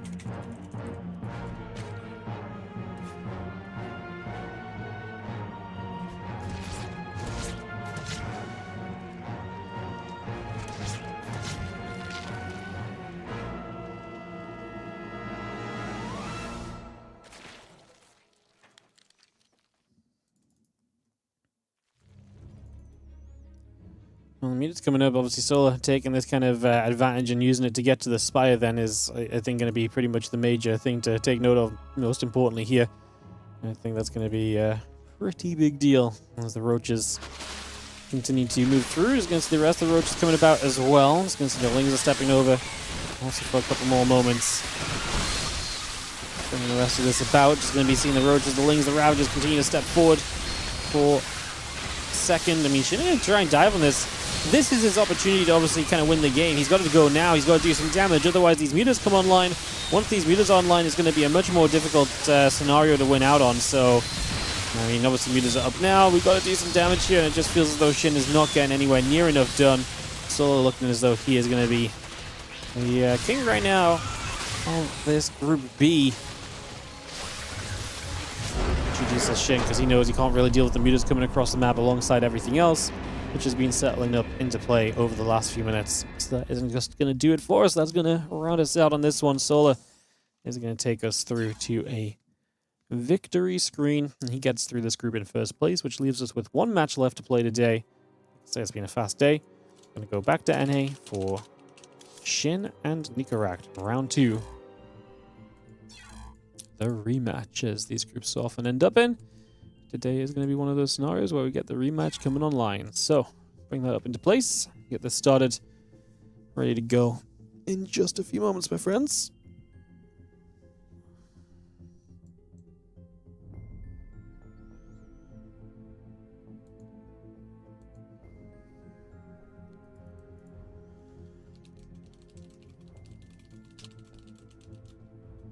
Cool. Get that videos on the way. We'll get this TVZ ready to go. Nicoract took a map off Shin at the start of the day. Shin really felt as though he sharpened up after that first game, though.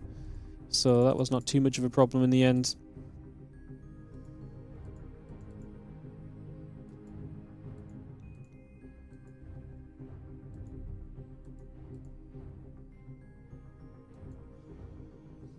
Celestial Enclave in 10,000 feet getting vetoed initially. Just going to start off with that.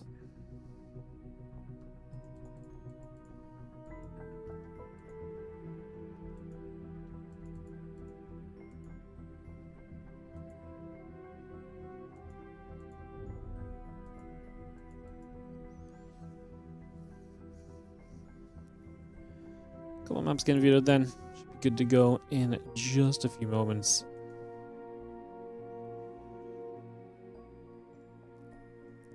And head into, like I say, one last best of 3 today. Gonna be a speedy day of StarCraft for us, guys. Gonna be a really speedy day of StarCraft, to say the least.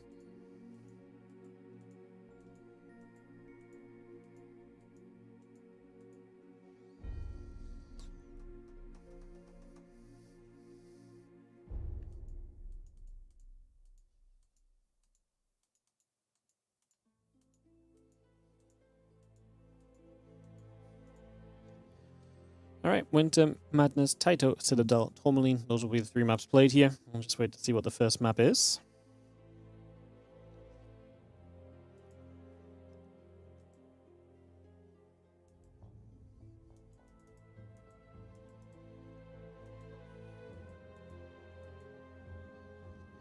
Winter Madness. Into Tourmaline, into Taito, Citadel. Beautiful. Beautiful.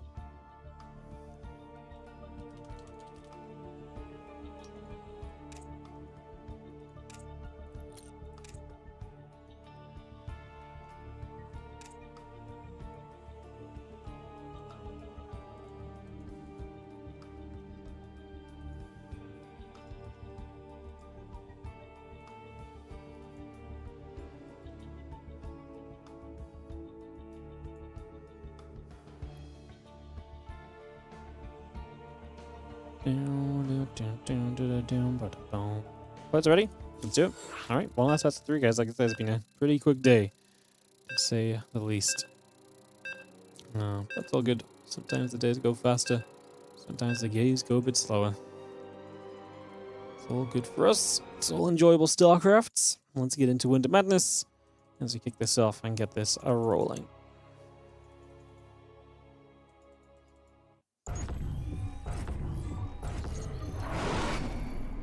On the bottom right-hand side, a Yala Terran player is going to be Nikoract, and he is going to be finding himself in a rematch as he won the first game of this series earlier. Can he find 2 maps against Shin this time? Winner of this advances through to the playoffs alongside Solar, and will be joining us on Sunday, which is when the playoffs take place. Again, the groups continue on Friday and Saturday, Group C and D. Playoffs Sunday, guys, for this WardiTV Spring Cup. Just to keep you all informed.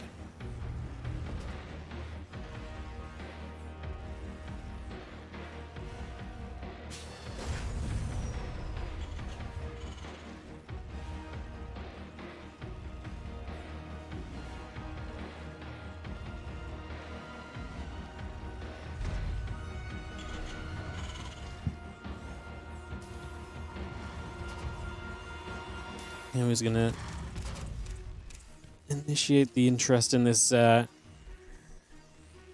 TVZ. Obviously, typically the Terran player is the one who initiates and starts to make things happen, etc., etc. So maybe it will be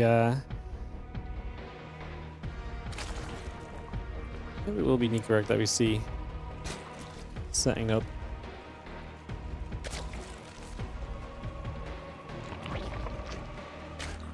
Bring ourselves along. Just going to be having the orbital command coming up. Just going to be seeing the extractor and so coming online as well. So bringing a lot of this up into play. Getting this started out for a few moments.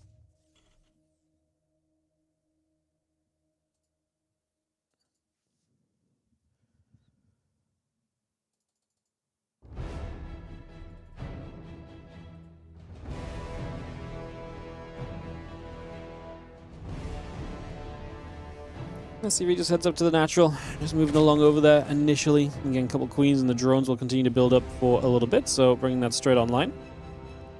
SCV will just be trolling out the front for a little while. Reaper is going to start moving across the map and just bringing this over to the other side for a couple of seconds. So on the move initially, getting set up, getting this all underway in the next few moments.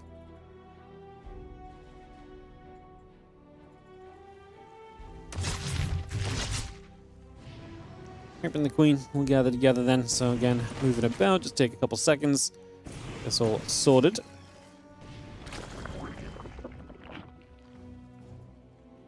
And the Queen gonna fight each other. It's gonna be seeing the Reaper taking a few shots of damage, a few hits get pushed back the other way, just initially.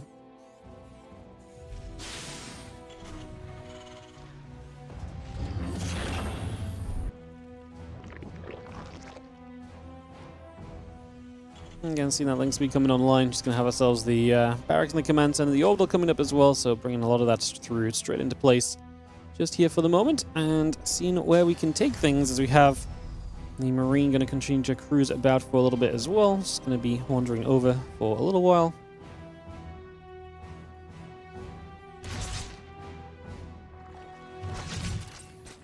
Takes a few more shots of damage, just going to be seeing the Hylians, the SCVs both coming up. Again, bringing a lot of the rest of this into place at the moment.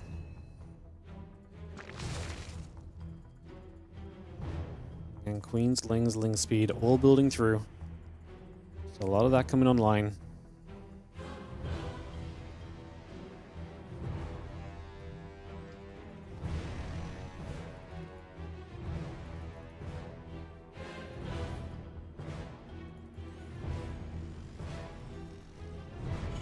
This factory moves off to the side, so we're kind of going towards a 2-on-1 again. Obviously saw massive success with that in the opening game for Nicoract against Shin earlier, so maybe we'll see something similar this time out as well. I mean, you'd imagine Shin's going to be a bit more prepared for those kind of builds, right? That's the only thing I'm thinking, is that we're probably going to feel a little bit better, a little bit more prepped for that kind of stuff to be coming through. So if that's the case, maybe it's maybe not quite as crazy good.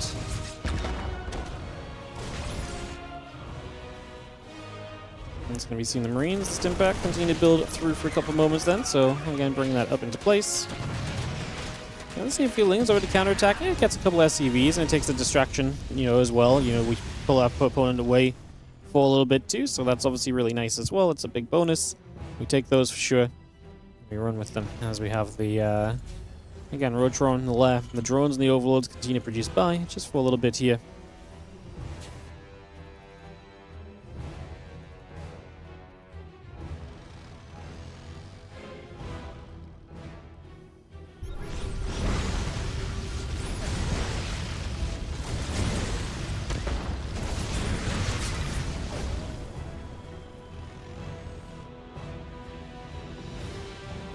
Coming back again, just going to be seeing the land, the hatchery continue to come through for a little bit. So again, getting that on the go.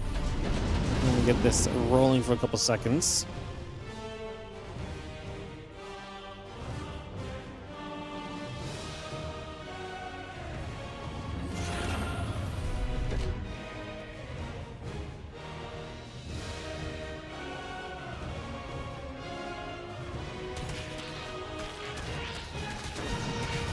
We're going to find a couple of the STVs that are wandering about. That's obviously not ideal. At the same time, though, Nicoract's already shown up on the left side. His hatchery in some trouble. Roach is going to be here, but he is going to have to cancel the base at the very least. So that's going to be a win already. He's able to make a pick there, no problem. Just going to have ourselves the, again, roach speed, the carapace upgrade continue to come through. Continue to bring a lot of that up and online for the moment. The Ling's going to get back in. That's 5 STVs killed in total. So Shin, I imagine, is going to continue to be very frustrating with those Lings over the course of this game. I can't imagine he's not going to be looking to, like I say, see a bit of success over the course of that. Because the run-bys and that activity is one of the things that Shin has been so good at recently in this matchup. So, yeah, like I say, really expecting that to just be something that has continued here in the grand scheme of things.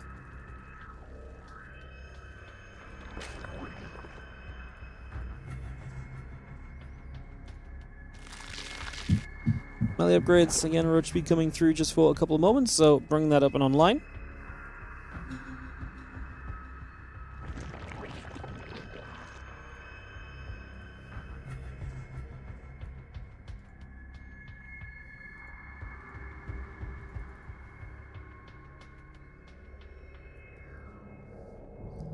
Yeah, the Marines coming over. Just going to take a second or two. Continue to settle that down. I think the Marines are going to be met by Ravagers. Obviously, again, it's going to be difficult for Marines alone to really kind of be super impactful here.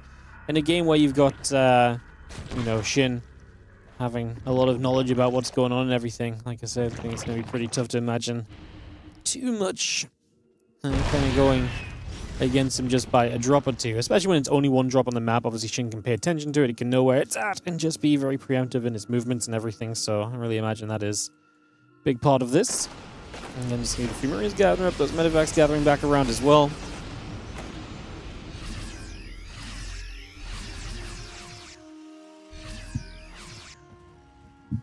Nicoract, how much does he want to commit to one big push here? He's getting the armory, so he's looking toward 2-2. Currently on the 3 orbitals, only 5 barracks, and there's going to be a 4th command center before we go into more production. So it is looking to be more of an eco-based play and an economic future than the straight-up aggression or anything right now. So let's see the few Marines stepping forward. The medevacs are going to be there.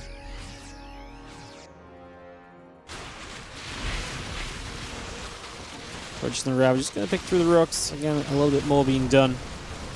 Marine step through. Roach is already going to take some damage as well. Few shots on that already.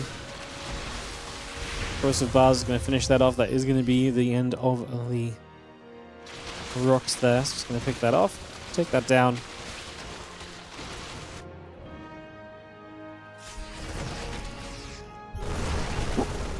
Marine step through, and there's going to be a couple of these creep tumors still being knocked down at the moment as well. Just going to see a bunch of that creep fall, and a few Zerglings are going to be right there that can maybe jump onto. Maybe some possibility on that, as we just see the Roach Ravage on the right side going to deal with this group of units too. And right now it feels like the drops in Nico are not doing much, but he's setting up into 2 tanks at a time, and he's building into the extra command center. He's building into the economy that's going to set him up for a lot of the rest of this game, you would imagine, actually. So, kind of setting up for that already here.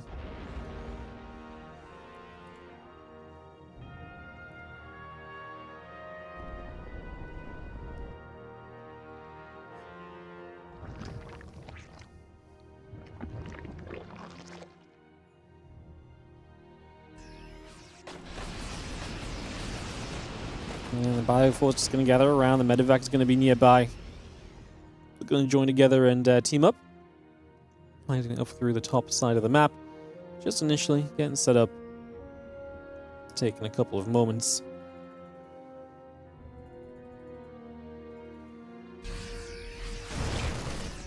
Trying to get rid of another couple of Lings, so again, a bit more damage being done again. You know, I can see the Lingbane Roach Ravager stepping through. A few Marines are stepping back already as well. Just going to be pulling away from this.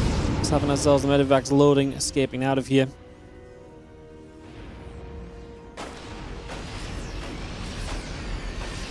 Moving back toward the Planetary Fortress, so bringing ourselves back into this position.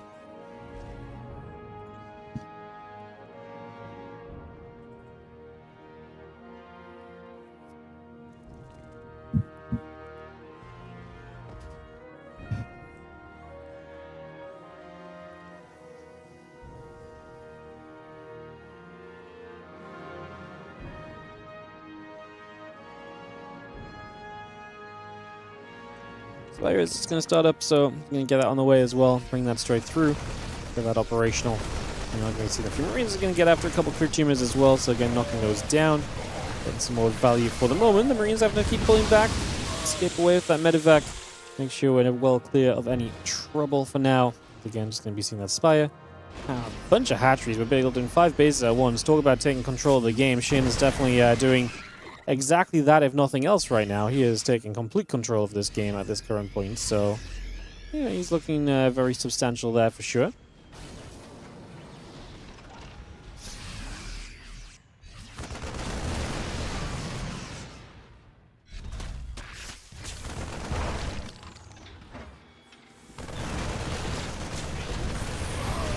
So the Lingbane going to continue to come around here for a couple seconds then, so just going to reposition things. We are going to be seeing the... When we continue to come across, again, Spire coming through. Take a few moments on all of this. And we're going to have ourselves the Bioforce coming back around. The CC at the front is going to settle into place. And we see just what we can find for the next few moments of this one. We're going to be seeing a few Banes going to try and roll up this ramp. Marines and the Hellbats are going to say no, push them back away. And then we have Lingbane and Ravager up on the top side, setting up as well. Also trying to see just what else we can do for a couple of moments.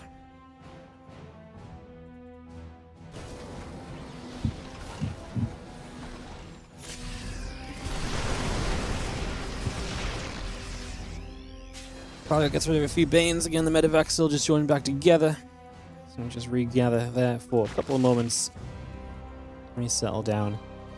Bring ourselves back to placement, as we just have, again, Spire, Greater Spire, all of that building up currently. So a lot of things coming into place right now. Again, +2 vehicle weapons, Infernal Pre-Igniter, all coming up as well. Bayon's pushing up, a couple of Banes crash in for a few of those Marines already, so good damage being dealt.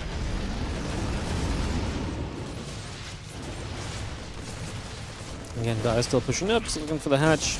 And get a whole bunch more damage there. We are going to be seeing a couple of roaches in the main base. Going to get a bunch of SCVs. Nikoract, at least he's got a bit of a push going. He needs to start doing something to slow down his opponent, obviously, because there is way too much control of this game in favor of Shin right now. He has so much going his way. You can see everything set up nicely for him just currently as well. He's looking great there, as we are going to see a couple of blinding clouds on the tanks. Corrosive Valves coming through. Everything else going to be chased out of here for a couple of moments. Again, 2 factories, 2 medevacs coming about. We'll see the Viper consuming on the left side for a little bit as well.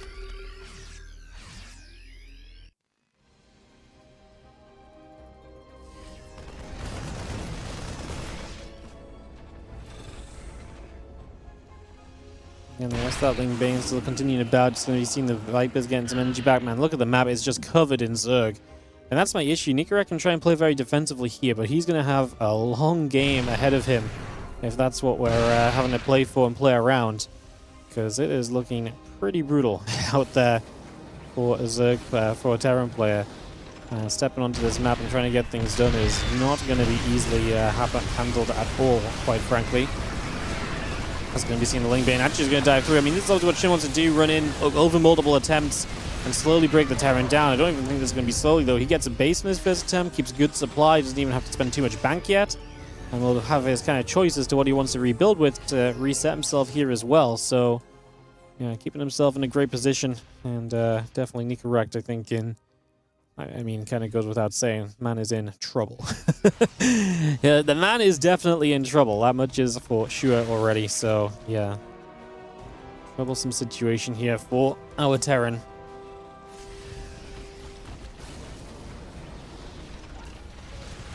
Tanks, +1 vehicle plating, the +3 vehicle weapons coming up as well. Just see the Lings, the Banes, the Ravagers coming back through again. So just going to step those back in for a little bit.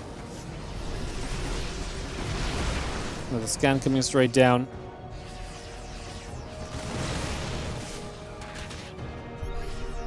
The scan coming over.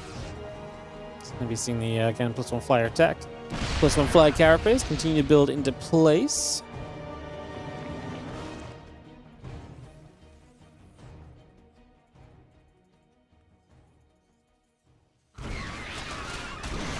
Things, Lings, the Ravagers just going to keep running through. The Overseers are going to be here. We are going to see a lot of those units going straight in towards this army. We have got the tanks and the Thors pulling back. The Ghosts are going to be there to settle down also. Base goes down again. That's already a win for Shin, but this actually cost him a lot this time. His supply plummets He rebuilds into Ultras and 122 Zerglings, so there's a bunch of his bank account spent all at once.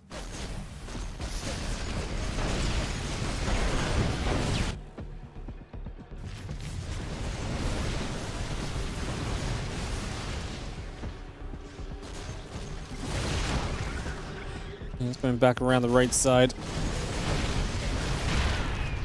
Again, the Ultras, the drones continue to come over. Just going to see those Lings still storming forward as well.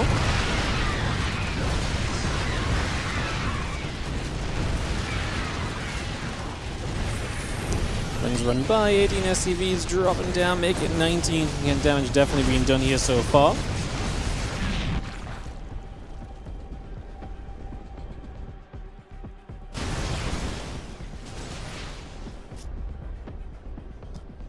And Ultra coming about, Lings are coming over.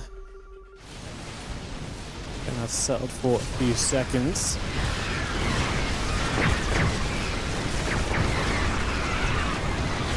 You can see the Ultras trying to get through as well.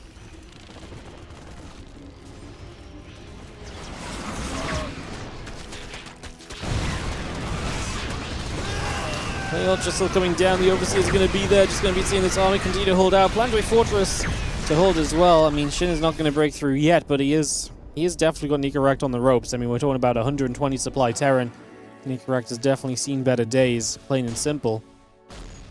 He's actually seen a lot of better days, actually, I think. It's not an ideal scenario for him at all right now, for sure. It's going to be having the tanks, the Marines continue to gather about, resetting ourselves here for a little bit. Again, Ultra Corruptor, Baneling on the way in a big way at the moment, bringing that through. It's going to be seeing the Ultras and the Lings continue to come around. Bringing it back across for a little bit.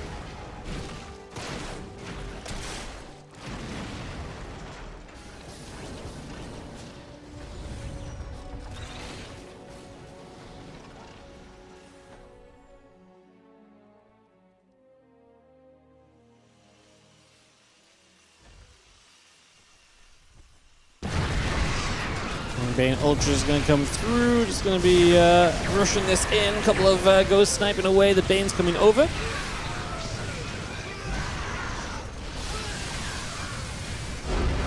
It's going to be Shin with too much, and that is going to be GG. And that is going to be that one.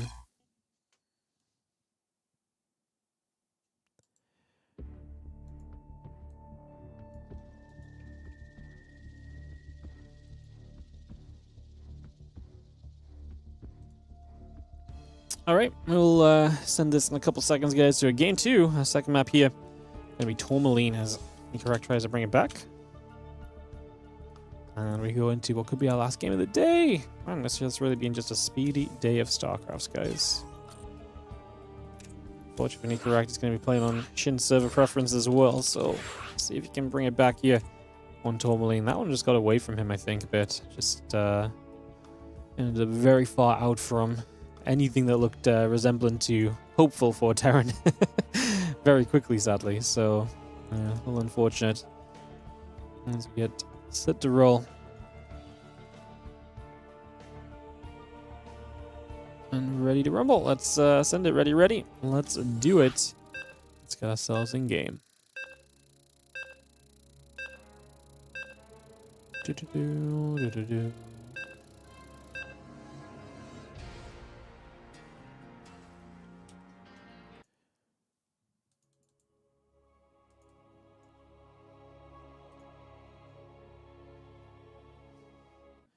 Alright, getting started here on Tourmaline, guys. Bringing this straight up. Getting this into action as we have ourselves in the top right hand side, the yellow Terran player down a game and looking to bring it back some way, somehow. It is going to be Nikoract.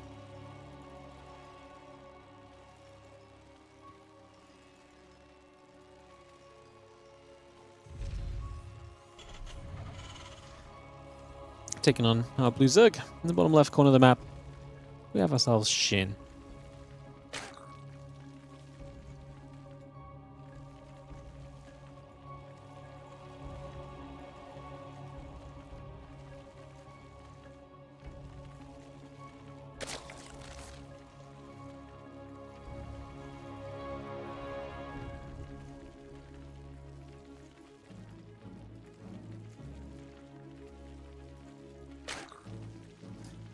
Alright, game number 2, Shin a map away from joining Solar into the playoffs of the WardiTV Spring Cup, a chance to qualify to the Spring Championship from there as well. Obviously, WardiTV points up for grabs as we continue this as part of the WardiTV 2026 series. I want to wait 50 seconds for the ads to run out, and then I'm going to do my little Patreon sellout for the day, guys, so get excited. If you're already subbed up and supporting and everything, then be excited. You know the sellout is coming. It's the best deal out there, knowing that the sellout's already on its way. Crazy business.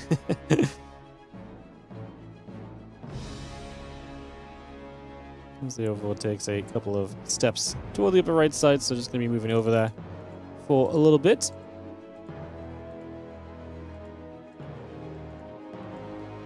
Start things off.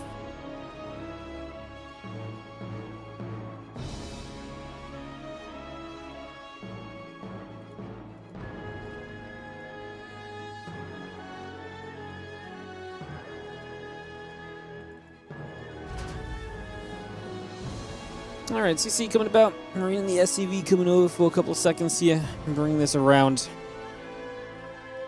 just for now. Getting this all settled into action and ready to go over these next few moments. See what we can set up for over the next little bit. Couple things going to chase the Reaper for a few seconds. Just going to push that back and around. Just going to be seeing the few lings coming about as well.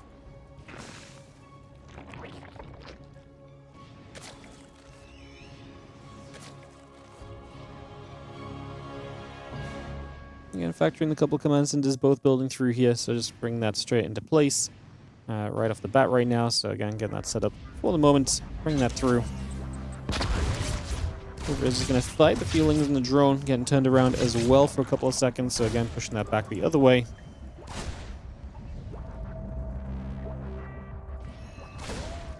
We're going to see the Reaper still going after the Zerglings. So we'll see the first part of this game starts up. A little bit of a dance begins to happen.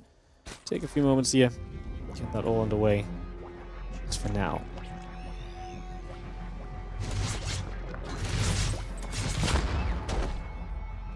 The Queen step up, Reaper is going to be met.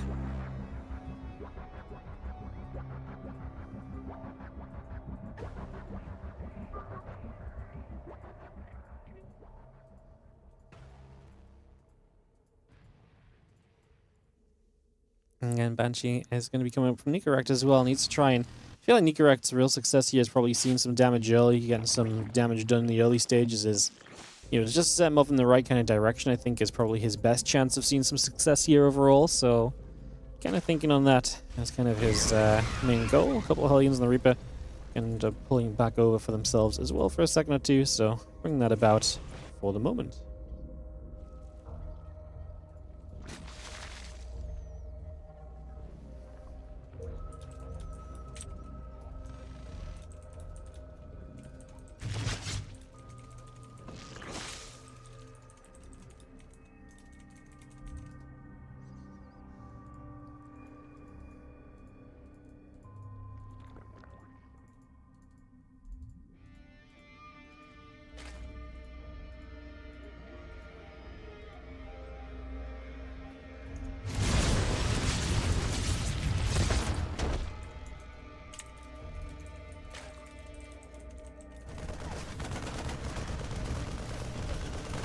Banshee and Marine the Stim continue to come around a little bit. Just going to be seeing the... well, Marine's going to get the Overlord going down.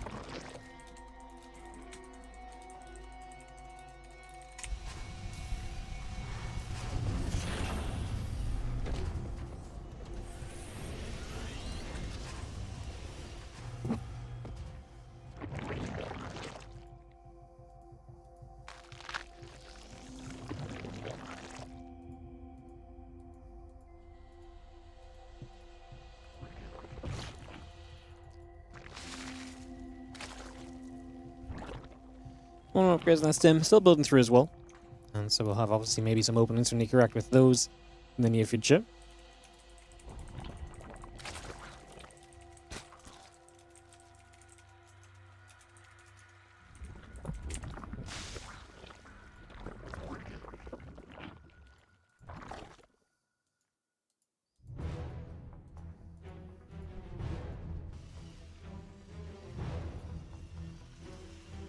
Marines tank the medevac still building through. 1 more upgrades coming up for a couple more moments. Give ourselves a few moments to settle this down. Again, upgrades on the roach speed. Building through right now. Bringing a lot of that straight into place. Getting this up and running as the roaches and the overlords still produce through. Continue to get that on the way as well. So bring a lot of this up at the moment. So Banshee's just going to be nibbling for a little bit. A bit more damage being dealt.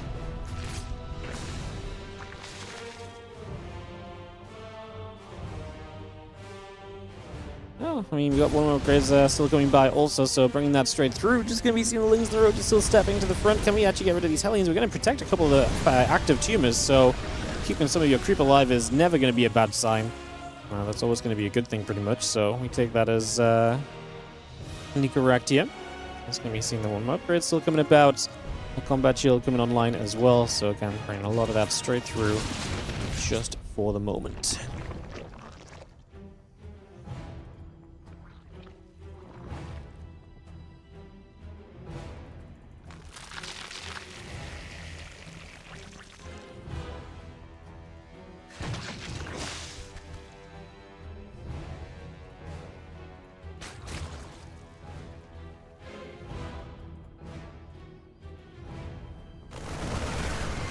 On the left side, just going to get a couple of Lings. The hatchery on the left coming through. A couple extractors and the Ravagers coming over.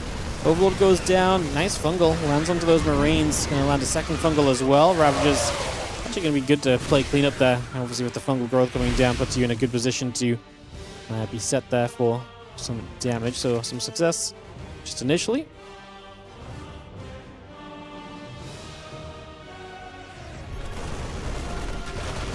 Restless Ling Roach Ravager coming back through again. A couple medevacs still up in the sky. Gonna come moving across Microbial Shroud. Currently building into place as well. Still got the Ultra Cavern coming online. So Ultra's on the way. Upgrades going through. A lot of that continuing into place for the moment.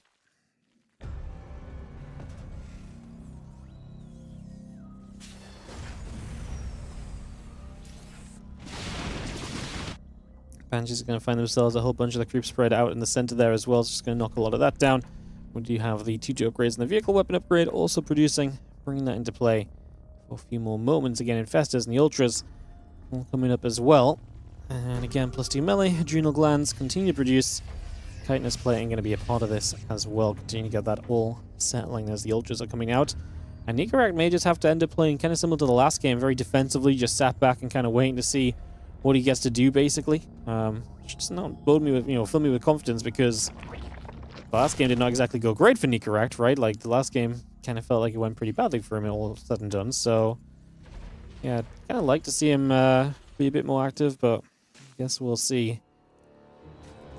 I mean, sometimes you just can't be active, right? Like, the game's already kind of gotten to this point, so there's not really much you can necessarily do at that stage. Like I say, that doesn't really fill me with belief for him, because like I say, it was a tough game last time out for him. Spire Bane Nest coming around, a couple hatcheries coming up as well.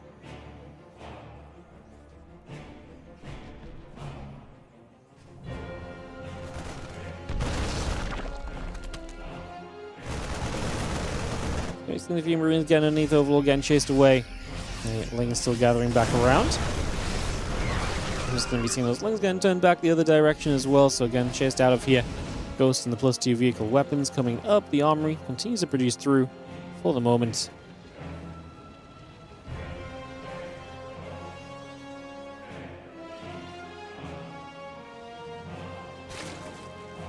Lings can just settle.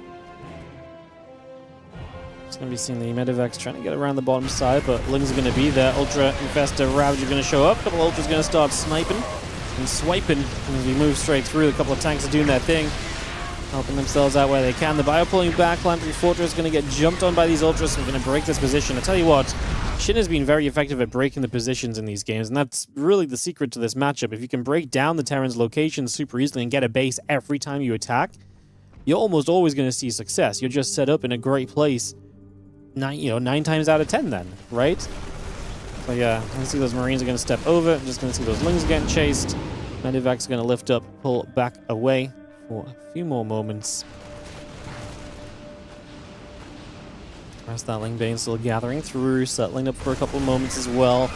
Gonna step back with these Marines.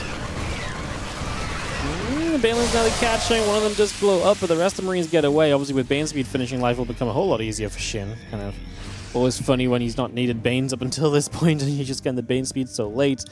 But we'll get that Baneling speed now, and it's going to make it even easier for him to make a lot of these busts and breakthroughs on his opponent's side of the map, I would imagine. So, kind of watching for that in the next few moments. Just see these medevacs going to come boosting across.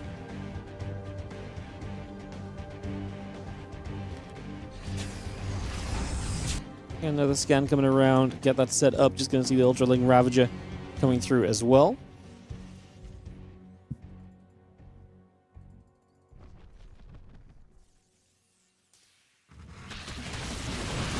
While units gathering about, just going to be seeing the bio that goes setting up. Base that was building that goes down. Can we break this position? We see once again the microbial shroud usage from Shin. He's one of the few Zergs that's using this to any sort of effectiveness in any matchup in any game. There's been a couple of times he's actually placed it very well in the last couple of weeks we've been casting him. And it actually looks as though microbial shroud is almost a usable ability, which is, impressive if you know what, the typical thing about microbial shroud and what we usually see.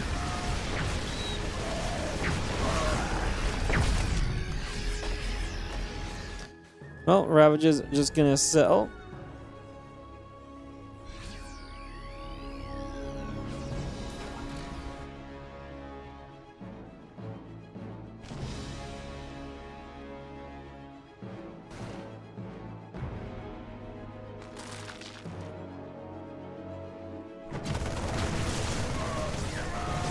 So we see the Marines stepping up at the top side, just gonna move straight through over there.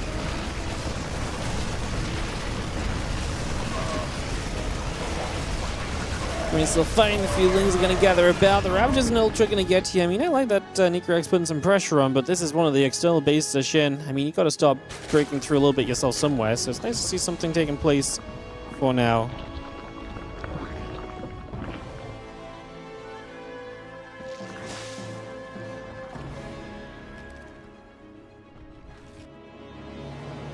Just have the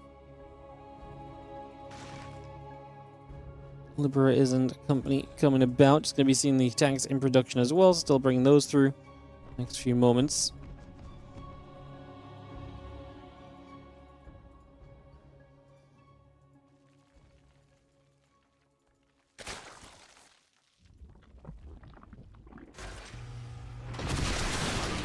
Ravager Bane ready to make some moves here. Next couple of seconds, get this on the way out. See what we can do as we push up and we get ready for another break into this base setup of Nikoract.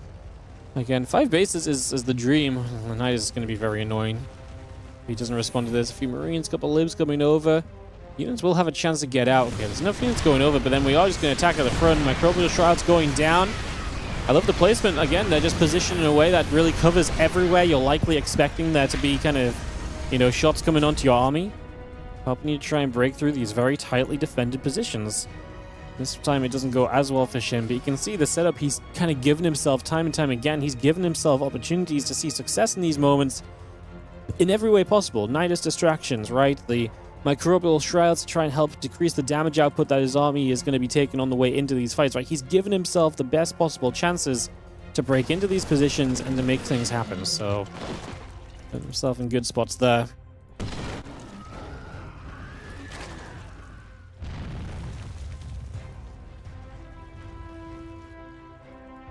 Again, Marauders, tanks, the Liberators continue to come through. Just going to be seeing the Ravagers and the Banes still coming up as well. Liberators going to get that advanced ballistics on the way through currently also, so just bringing that straight up. Ling, Bane, and Festa all joined together right now as a couple of Ravager Biles will come straight out. And again, the advanced ballistics, the +2 vehicle plane, all building through for the moment. Another Sport gets burrowed up at the front as well. Just going to gather that back around.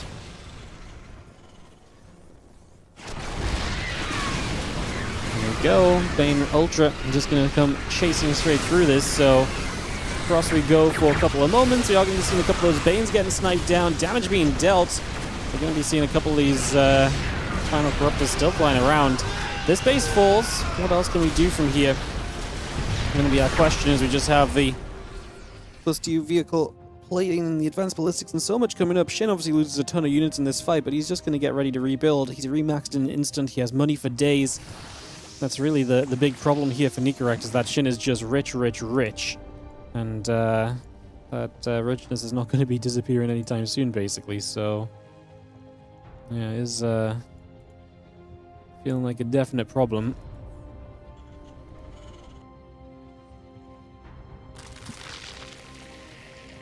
Who is Nicoract? Nicoract is a Russian Terran player. There's a lot of Wardy events, a lot of online stuff. Has been kind of a big up-and-comer for quite a few years now.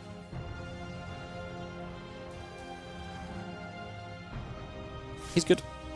He's actually been really good lately. His TVP has actually been really impressive. He's had a lot of good TVP wins as of late, so... Got Medivacs hanging out on the top. Gonna be able to break through. Spine still coming up. The +3 missiles and the +3 flyer attack all building into play just for a couple of moments.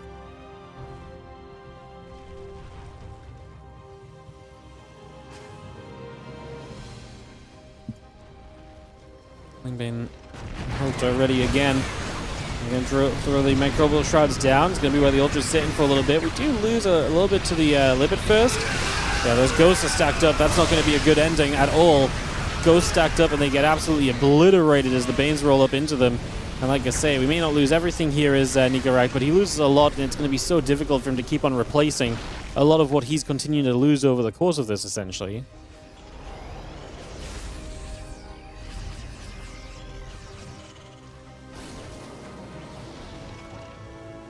Those tanks and ghosts all still building through.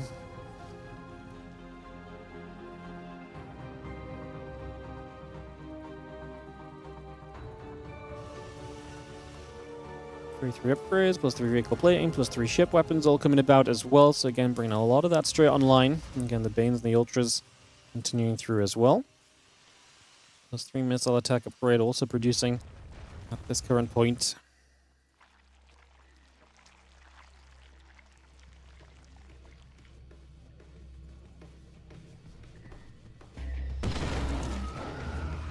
Couple of nice attempts, but not really seeing anything too crazy come from these. Not being able to break through anything with them just yet, as we do see that Nidus is going to go down. Nikoract continue to try and hold on up toward the top side. Going to be seeing Lingbane Ultra Corruptor. Going to take a dive forward here. Going to come straight into position. And we are going to dive our way through this. Just going to be seeing ourselves running forward. The ghosts are going to show up, ready to drop a few snipes down, but the Banes crash in before the snipes happen, and Nikoract is going to lose a lot. Finally getting some snipes off to try and start clearing this out a little, but that does not feel great considering what we just saw in comparison. Yeah, this was, I mean, Nikoract as well is very low on gas. He doesn't have a lot of gas to work with right now either, which is, I think, also going to be kind of a problem for him long term here. Just more of a problem to look at, essentially. Do have the couple Liberator shots still continuing their way through, so they find a bit more damage, a little bit extra being done. Marine, Marauder, Tank, and Lib continue to come online for the moment. Again, just bringing a lot of that up over these next few minutes. +3 ship weapons, +3 vehicle plating coming online as well. Again, Marauders and the Liberators continue to build on by.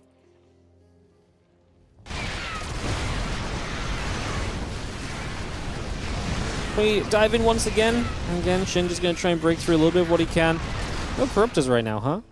He's got 8 of them, but they're not over here to knock these Libs down. They were pretty undefended for a second, so that would have been some free pickings on a fairly important part of the army. Liberators do a lot of the work here, so would have been maybe nice to get those, but not meant to be, apparently, not just yet at least. There we are. Now the Corruptors show up. There's still nothing here to deal with it, so a little bit late, but we are still going to kind of make the point stand, I guess, for the moment.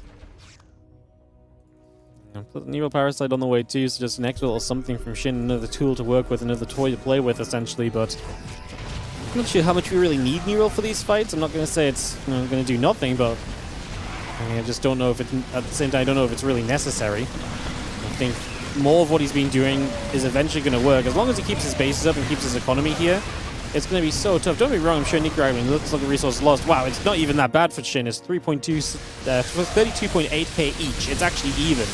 So yeah, Shin's actually just dominating this game. So yeah, Nicoract is pretty doomed no matter which way you look at it, I think.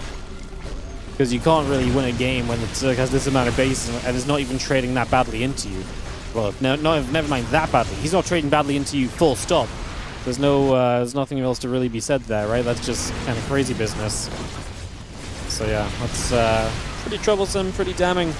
As we are going to see Shin fighting here. I mean, the one thing you can maybe do as Nicoract is if you win a fight and you don't lose much, and you push through for another fight, maybe you get in a position where Shin can never really recuperate the one army that he needs to actually clean you up a bit.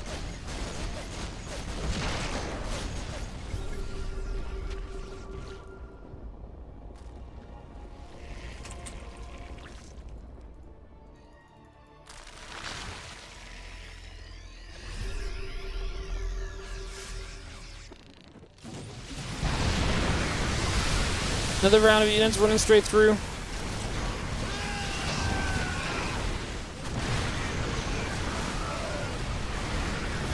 Gonna be seeing the ghosts and so coming about. Just gonna be having the couple of Thor shots coming through as well. Continue to get this moving about here. A couple more seconds.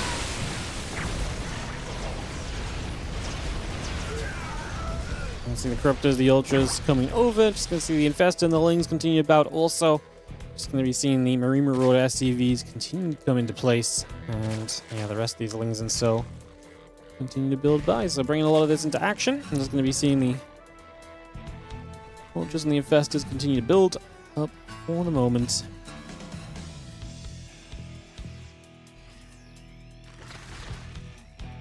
Clips will siege. The Ghost will move across. We're going to lift up again. Ling Ultra going to try and decide what it would like to do here in the next few moments of this. Just going to see that Bioforce stepping out the front for a little while. Just going to bring that straight through.